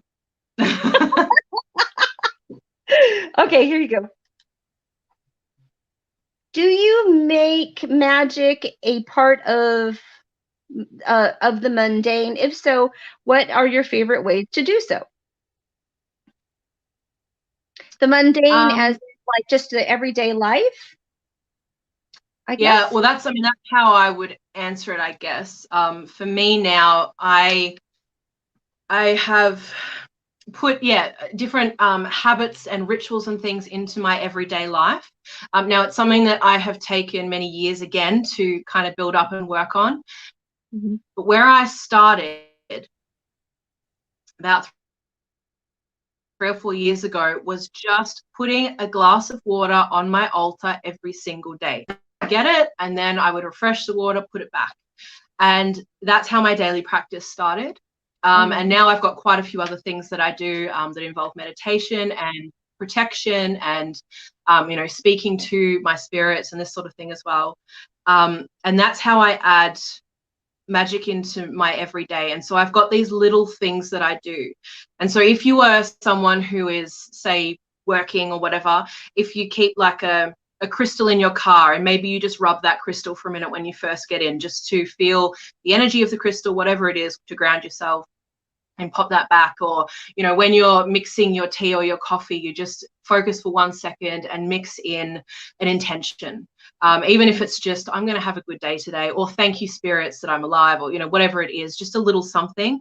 I think the little somethings are what help you feel like you're living a magical life. So I've put those things in now. And what was the question exactly? What are your favorite ways? Your favorite ways to do so. So what's my favorite stuff that I do? I really love, I know this is not quite mundane, but I really love to pull cards. Even if I just pull, like, I have a card that I pull every week for myself. And then on certain days, if I feel like I want a little bit of extra magic, I'll pull another card from an oracle or something. That's probably one of my favorite things to do. Another thing is bibliomancy. So I'll just take a second to connect or just to ground and then ask for some kind of message, open up a book and just kind of see what's there. And other than that, honestly, I love putting out my offering every morning because I still do the water, and that ritual has kind of changed and evolved and grown now. But it's got that core element, and that is my core. So, and this is how I started to get a daily practice, is that I would want to do all these things because we want to do all the magical things. But I was like, on the days where there is too much going on and I'm too busy, or if I'm depressed or whatever it is, if I put out a cup of water, then that's all I have to do. That's been a good day. And so I was able to build from that point. So that's probably still my favorite thing, actually. I would probably say that. And I've got a candle that I light for protection and empowerment, I guess, like for energy for the day when I work. So when I work, I light that and say a little thing, and I do really like lighting candles. So yeah. What about you? Lovely about the glow of a candle. I can't resist it for sure. Daily stuff. I've gotten into a habit of, when I go into my workspace, no matter if I'm working on products for the shop or if I'm in the office working for somebody else and whatever, is just kind of like feeling out the energy of the room. And it's something that's very similar to, like how we have our, our energy field around us, and somebody calls that the energetic egg. They refer to that, and there's a way of like, are there any fractures in my egg or thin spots? where do I need to paint that protection, that type of thing. It's a visualization exercise that I've learned to use, and also a grounding exercise at kind of at the same time. So Honey Owlet Moon will like this because it's very similar to taking everything from tip of head and pushing it down into the earth and into your roots down into the ground. This is something that I do in the garden, or take your shoes off. And you can also do this. I did this today when I was stressed a little bit at work. I just went outside and it was still high tide. So I went out there, took off my shoes, and I did this in the sound. You know, and I don't know what people are doing, but they're probably like, oh, okay, meditation. That's another witch. No problem. Let her do her thing. You know, so like did that visualization of like sending it back down is good, is really good. And then I will sort of like put up my wards and visualize those spaces, and then imagine that space being filled with lots of wonderful light, good energy, good love, excellent conversations, you know, growth conversations. Not, I don't like I don't see, I'm always chit chatting, but I don't like fake people. I don't like fake people. And it's like, you know, don't ask the question, how are you doing today, if you're not interested in hearing what the other person has to say. You know, don't give me that fine, because I'm gonna see right through that you're not fine. And then I'm gonna ask you again, you know, that type of thing. But there's that. There is the putting, you know, the giving your gifts for deities. I have 3 separate altars, and then I also have I refer to my garden as my altar to Bridget. And I do a dedication every in bulk for that, which is why my garden grows. You want to know why my garden grows? Because it's an offering, because it's straight up. And what she gives us back is also an offering. And we have a ritual that we do with the food that we eat from the garden. So that's very special to me. So there's that.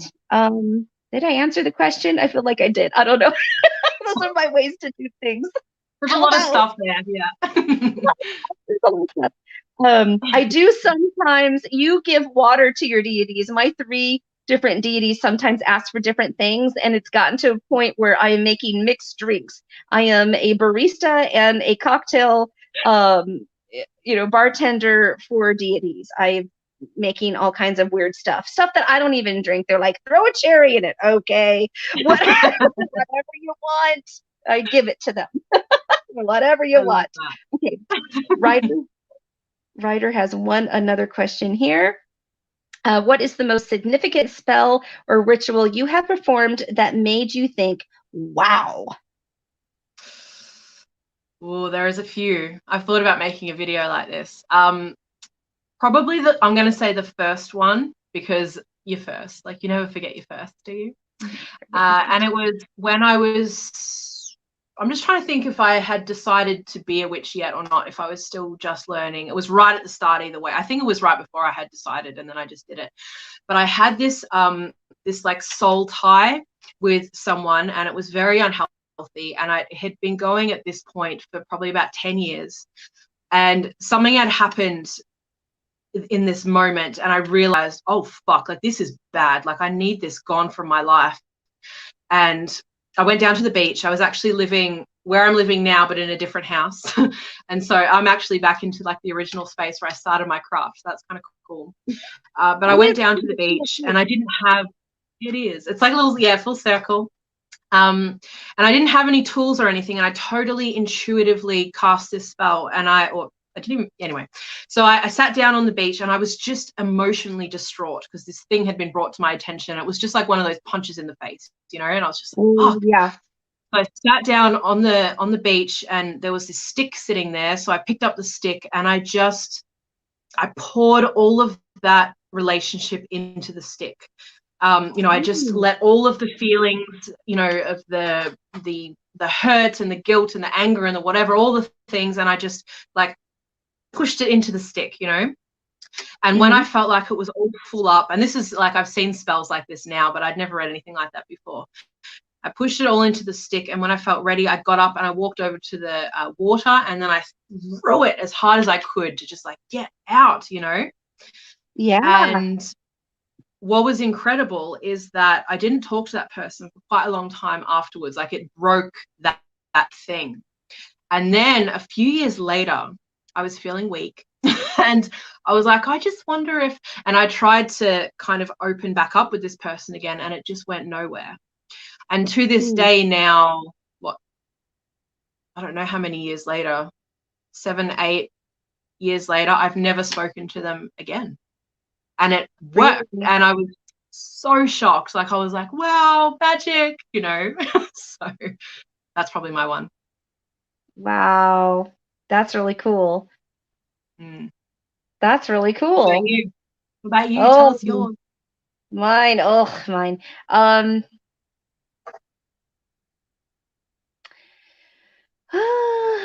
I think I was losing my mind pretty solid when I was trying to sell a house and try to find one here. Cross country moves are no fun. And I had already done magic spell work on trying to sell the house, and we weren't getting the right person. And I reached out to Snow, who is the astrology master, and kind of lined things up for me. It was the element that I wasn't it's fly by the seat of my pants, what it feels right, pour it all in kind of thing. And whether that's jar, candle, cauldron, whatever, right? It's just what happens. And I wasn't aligning all of everything that I could. I wasn't utilizing all of the tools that I should or could have been using. And Snow made me aware of that and said, gather your stuff on this day. Intention that day, start putting it together on such and such day, and you've got this this amount of time for incantation and all of that other stuff. And I did it, and it was one and done. First time, boom, like it was boom. All the other stuff that I had poked at, I was doing out of desperation.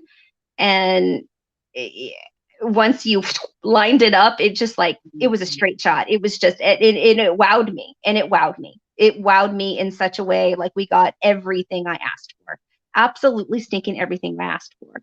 And that spell work is still going because we basically took a jar and took stuff from each room and told stories and put pictures in and like rocks or little things. Like there was a piece of a balloon from one of the kids' birthday parties that we found in a corner when we moved to the furniture.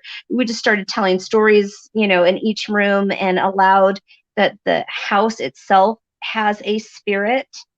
The house itself is a living spirit, and all of that energy is fluxing within there. And we even, remembered some of the bad things that had happened and released those things. And everything went in the jar, and that whole jar came with us. And when I got here, I opened up the jar, and it's like family is still here. It was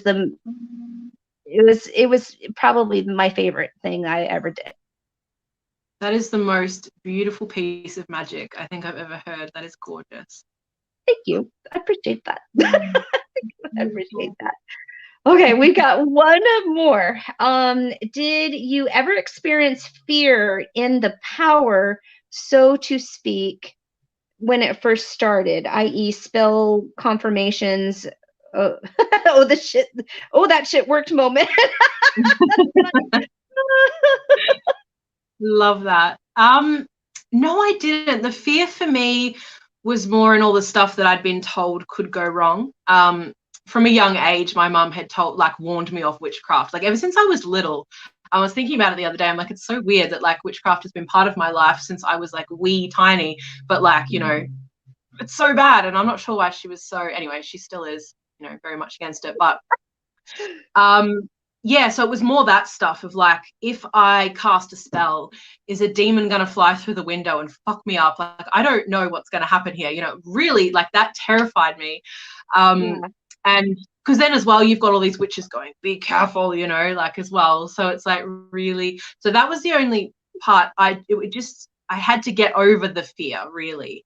And just learn my protections and that sort of thing as well. Learn how to protect myself, which is, it can be fairly simple. If you're new and watching this, I don't know if you still will be. Good on you. It's 2 hours in.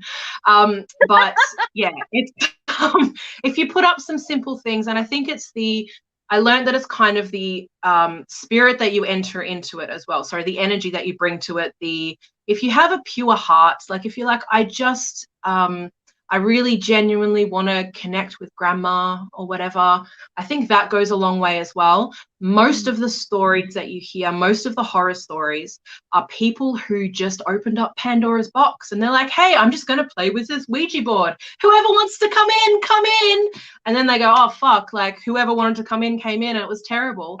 So, you know, if you're a little bit more purposeful, or if you're like, you know, just focus on, I guess, lighter kind of energy, say, you know, I want, I don't know, angels to come in or whatever it is you work with.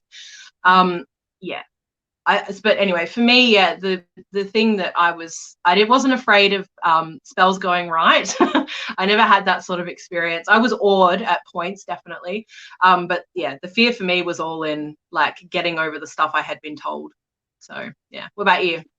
Very similar, very similar. But when I first started working with deity, Bridget came in first, and I think it was around the time and the gardening. It was just the season that happened. So that was the first thing. And then I had the Morgan come, and I wasn't comfortable working with the Morgan. And I think because this is totally me, because I I had been told, anybody else that had been working with the Morgan, you know, that they basically mess up your life to make you stronger. And I'm like, look here, Morgan, I don't need anything else to go wrong. Like, I'm good. And like there was a time frame when I was in my garden. It was night, full moon, and I was doing full moon ritual and drawing down the moon and also making moon water, you know, and setting stuff out and just happy in my element, right? And sure enough, at my garden gate, there was the Morgan, and it was terrifying. It was terrifying for me. And I basically was a total bitch to the Morgan. I really was. And I'm just like, look, I don't want to work with you. I've heard, I'm not about that. I don't need to do that, you know. And also, then I go and research a little bit more, and the Bridget and the Morgan are kind of almost the same. So what am I doing? Like, I don't know. Wow. That was a big like whoa moment. Like I was a little unnerved to see the other side of what I was working with. It was just like whoa. And then I wasn't so scared. I think I was shocked. I was taken back, and then I was just like, oh, okay, well that wasn't so bad. Like, well, that wasn't so bad. Go back after it another time. The fear is always so much worse than the thing, and I still like have to remind myself of that constantly. And also, my mum always taught me to like there is nothing to fear but fear itself, and that's so true. Like, and I've noticed that with anxiety. I've had over the last year, or sorry, when our lockdown lifted, we had a very heavy lockdown here for 3-4 months last year, and when it lifted, my anxiety came back like I hadn't experienced in years, and my God, it pissed me off. Like I was so mad that I was dealing with it again. Right. And it was that, you know, being afraid of being afraid. So then like you just create anxiety because you're afraid of getting anxious, and then you're anxious, you know, it's just like this vicious cycle. So yeah, fear is being afraid of being afraid is the worst thing, I think. And most things don't turn out to be that bad. So true. Most things don't turn out that bad. There was somebody, it was Noah. It was Noah. He was saying that he was going to watch The Conjure 2 on Netflix or something or whatever. And I'm like, no, I'm not about it. I'm not about scary movies. I like me to neither. No. I don't like it. I don't like things jumping at me. I have a fight response most of the time. And I don't like things jumping out at me. I do. Yeah. I have punched people. I have done that. I'm sorry, people. But yes, I've done that. But it's just like I deal with spirits on the regular. And when I was little, I never really knew if somebody was actually alive who I'm talking to or not. And then I've had some low vibrational meanies that have come around and have scared me. And apparently in my dealings with it, it's like I hold it together when it's real. But here in my living room, I'm watching like this. And then I've got to like cover my ears because I can't watch and I can't hear it coming. I did that too. I hate it. I hate it. I hate the anticipation of it. I don't like it. And it's just like I deal with it already on the regular. I would much rather watch the British Cooking Bake Off or the like or somebody feed Phil. Like I'm just not about it. I'm just not about it. Not a thing. I love that. I'm the same. I do not like horror. There's a couple of movies that are like that horror fans would say aren't horror at all that I like don't mind or whatever. But no, I don't like horror. Never have. Don't want to watch it. And I'm happy because I did once when I was like 11 or something. I went to a slumber party with all these grade 6 girls, so like girls that were a year older than me, and they put on, and some people will laugh, but it was I Know What You Did Last Summer. Yeah. I was terrified for like more than the next year. Like every time I was in the bathroom, I was expecting to see someone come out from behind me, and I just no. So after that, I was like happy to tell everyone. I'm like, I don't care that I should be embarrassed. I do not watch horror movies. We're not doing this. And no, hate it. But on that, so do you still see spirits physically? How do you experience them? Yeah. It depends. It really depends on where I'm at. I've turned into quite a bit of a homebody. And thank God for COVID because I'm living my best empath life. I'm the same. It's so like it's terrible, but it's great for some things. It really is. It really is. So luckily here on the island, there's obviously not a whole lot of people. So it's a rural community. So, you're kind of out in the country, and it was a big deal for us to get fiber optics, for, our internet. So that was a big deal. So we jumped on that when that happened. But going to the grocery store, definitely going over a town, or we refer to that as America over there, because we can see it. America's over there, but we're not really a part of it because we're an island in the Sound. It's a thing. Let's see it. But going over town is a different energy, and I usually see a lot more of them there. Here, I've noticed more than any other place geographically that in the summertime, there's very little spirit activity. And I feel pretty good walking around and doing stuff. In the winter and the fall, however, it's something else. It's something else. And I've had a lot, those that I've physically seen, the most recent would be a Inuit Indian spirit young girl that was in my office that got stuck in my office, and I had to help her get out. Wow. So yeah, that was something. And we didn't speak the same language. It was by thought that a lot of that was happening. But there's that. And then I've seen others that look kind of like vapor. I've seen shadowy type stuff. I've seen something that happens a lot here is you're going to see spirits, but they look like animals, but they're not animals. But they're not animals. So yeah, we've got a lot of coyotes and owls and deer and otters. There's a lot of that. And you're just like, at first you thought you saw a human being, and then it's the critter, and you're like, what's happening? And then it's looking straight at you. It's like, oh, okay. Hi. So is that like indigenous? Like, because I know obviously they worked with animal spirit a lot. Yeah. Interesting. Wow. This particular area on the south end, there was a tribe of Inuit Indians that would come over. They would migrate, or they would come over seasonally, and they'd do their hunting here. So off our beach, just right where I work, actually, where the office is, used to be a great big cliff that they blasted out to create these oceanside properties, right? Well, the indigenous people used to hunt the mammoth, and they'd run them off the cliff. They would fall to their death, and then they would process the animal right there, right where my office is. There's a lot of that. That's a lot of that here. It's really cool. Oh boy, there's a Yeah. bunch of people saying goodnight. All of the East Coast people are dropping like flies. Yeah. It'll be late over there now.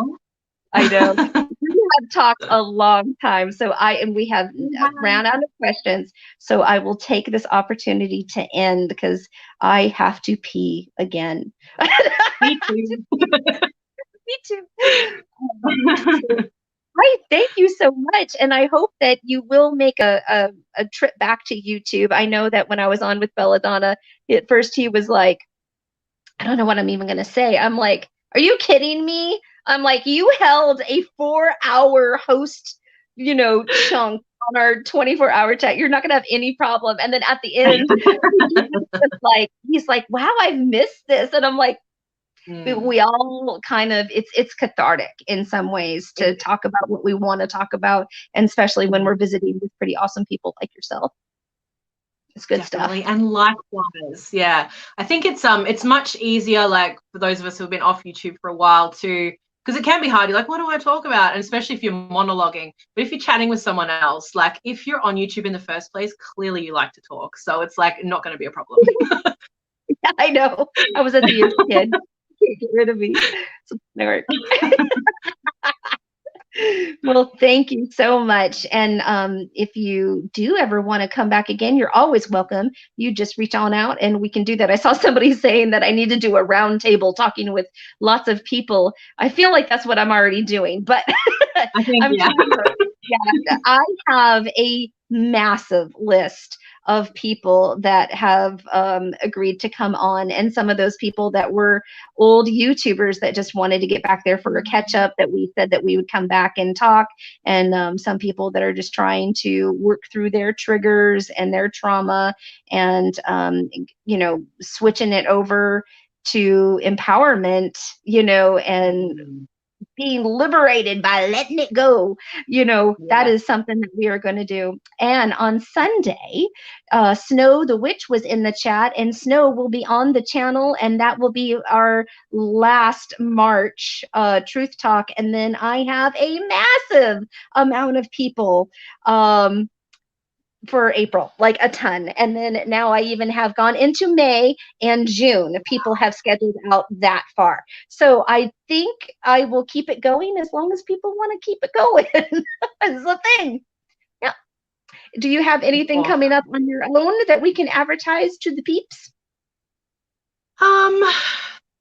Well, I'm not doing anything publicly right now. I keep saying I'm going to be making YouTube videos soon, and it doesn't quite happen. I did actually film a series of like 3 videos in late Jan, and I was just like, oh, it doesn't with the. So I'm waiting on spirit quite a lot right now. I did another tarot reading today, and it was like good card, and I was like, damn it.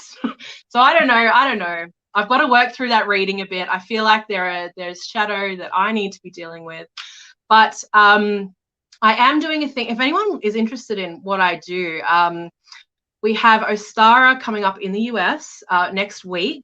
So I'm actually holding a live Ostara ritual with the Spellcasting Club. So I host that, which is a bit exciting. So I've actually done a few lives now. I've done 3 now, which was like insanely scary. And that's quite a story too, the first time I had to go on. But anyway, I'm doing that. So we do a thing where it's a free trial for 7 days. So if any of you are interested, want to come over for the live, just look up the Spellcasting Club, you'll find it, and you can come hang out and do Ostara with me. So there's something. Oh, that'd be awesome. Send me a link in our private message, and I'm going to make sure to put your link to your YouTube and then also that, so that people can find it, because that sounds really, Cool. really good. That's good stuff. Good content. So good. Well, it was a pleasure. It was such a pleasure. I just want to reach in and hug you. I've missed your face. And where did the purple go? I see you've got more of a reddish magenta situation going on there. Yeah, so you probably can't see it too well in the thing. So I I decided I couldn't bleach my hair anymore because it was so damaged. And so then I stripped out the purple, but then I had blue left underneath from before. And so I had this like mermaid thing going on, but not like Disney like mermaid, but like I'm gonna eat your face off, like real mermaid. You know what I mean? Like the beginning of all the stories. It was like sea monster. Yeah, it was intense. And I was just gonna let it grow out. But I have blonde hair naturally, so I got sick of having no eyebrows. So it looks like normally I have no eyebrows, no eyelashes. I was like, I want dark hair again. So I went to the shop. They had this on the shelf, and I did it. And I don't love it, but I feel like I'm in hair limbo right now. I miss the purple deeply. I think I'll go back to it, but I need to figure out how to do it without bleach because. Have you tried overtone? Look up overtone. I will. Oh. I will look that up. Without you can get some. It's a very highly pigmented, luscious, and good for your hair. Oh, all right. I like both those things. I will definitely look into it. Yeah, so that's, I don't know. But anyway, I just want to quickly say, because we're going to sign off, thank you everyone for being here and watching and asking questions. It was really cool to, I can't see the chat, but to see a few familiar people pop up. And yeah, it's a real pleasure to chat with you, Raven. Like, you are so brilliant at this. I'm loving watching all of these. I've got more to catch up on, but watching everyone's truth talk, because you're so good at like just making this a chat. Like, you know, some people, and I think this is nice in some cases, but they've got like the series of questions, but this is just so free flowing and it goes to amazing places. And very casual. I'm very casual over here. I'm telling you. I'm uptight with 99% of everything else. I'm gonna go with the flow here. It's working. Thank you for that. I'm trying. It's a public service. It's a public service we very much needed. Definitely. Well, thank you. I love your face, and thank you everybody for being in the chat. Again, Snow the Witch this Sunday, I want to say 9 a.m. I don't have the massive schedule in front of me, but other people that have agreed to come on is the Lady Grave Dancer, Crimson Fire, Jenny Love.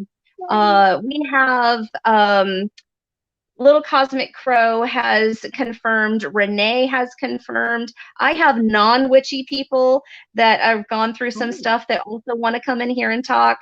The list is huge. Also, if anybody remembers G from Chile, he has also confirmed. So, that we also have the Simplistic Witch is also coming back. The list is long, people. The list is long. It is going to be a very interesting April and a pretty awesome May. That's all I have to say. So there's all those things. You stay right there, Miss Owlvine. Everybody else, good night. Pick me. Samantha says, you better message me and I will pick you. You send me a PM either through Facebook, Insta, or you can email me at ravenflowerwest@gmail.com and let's get a dialogue going. Absolutely. With that, we love and leave you, and you stay right there, and we chat with you all people later on Sunday. Bye.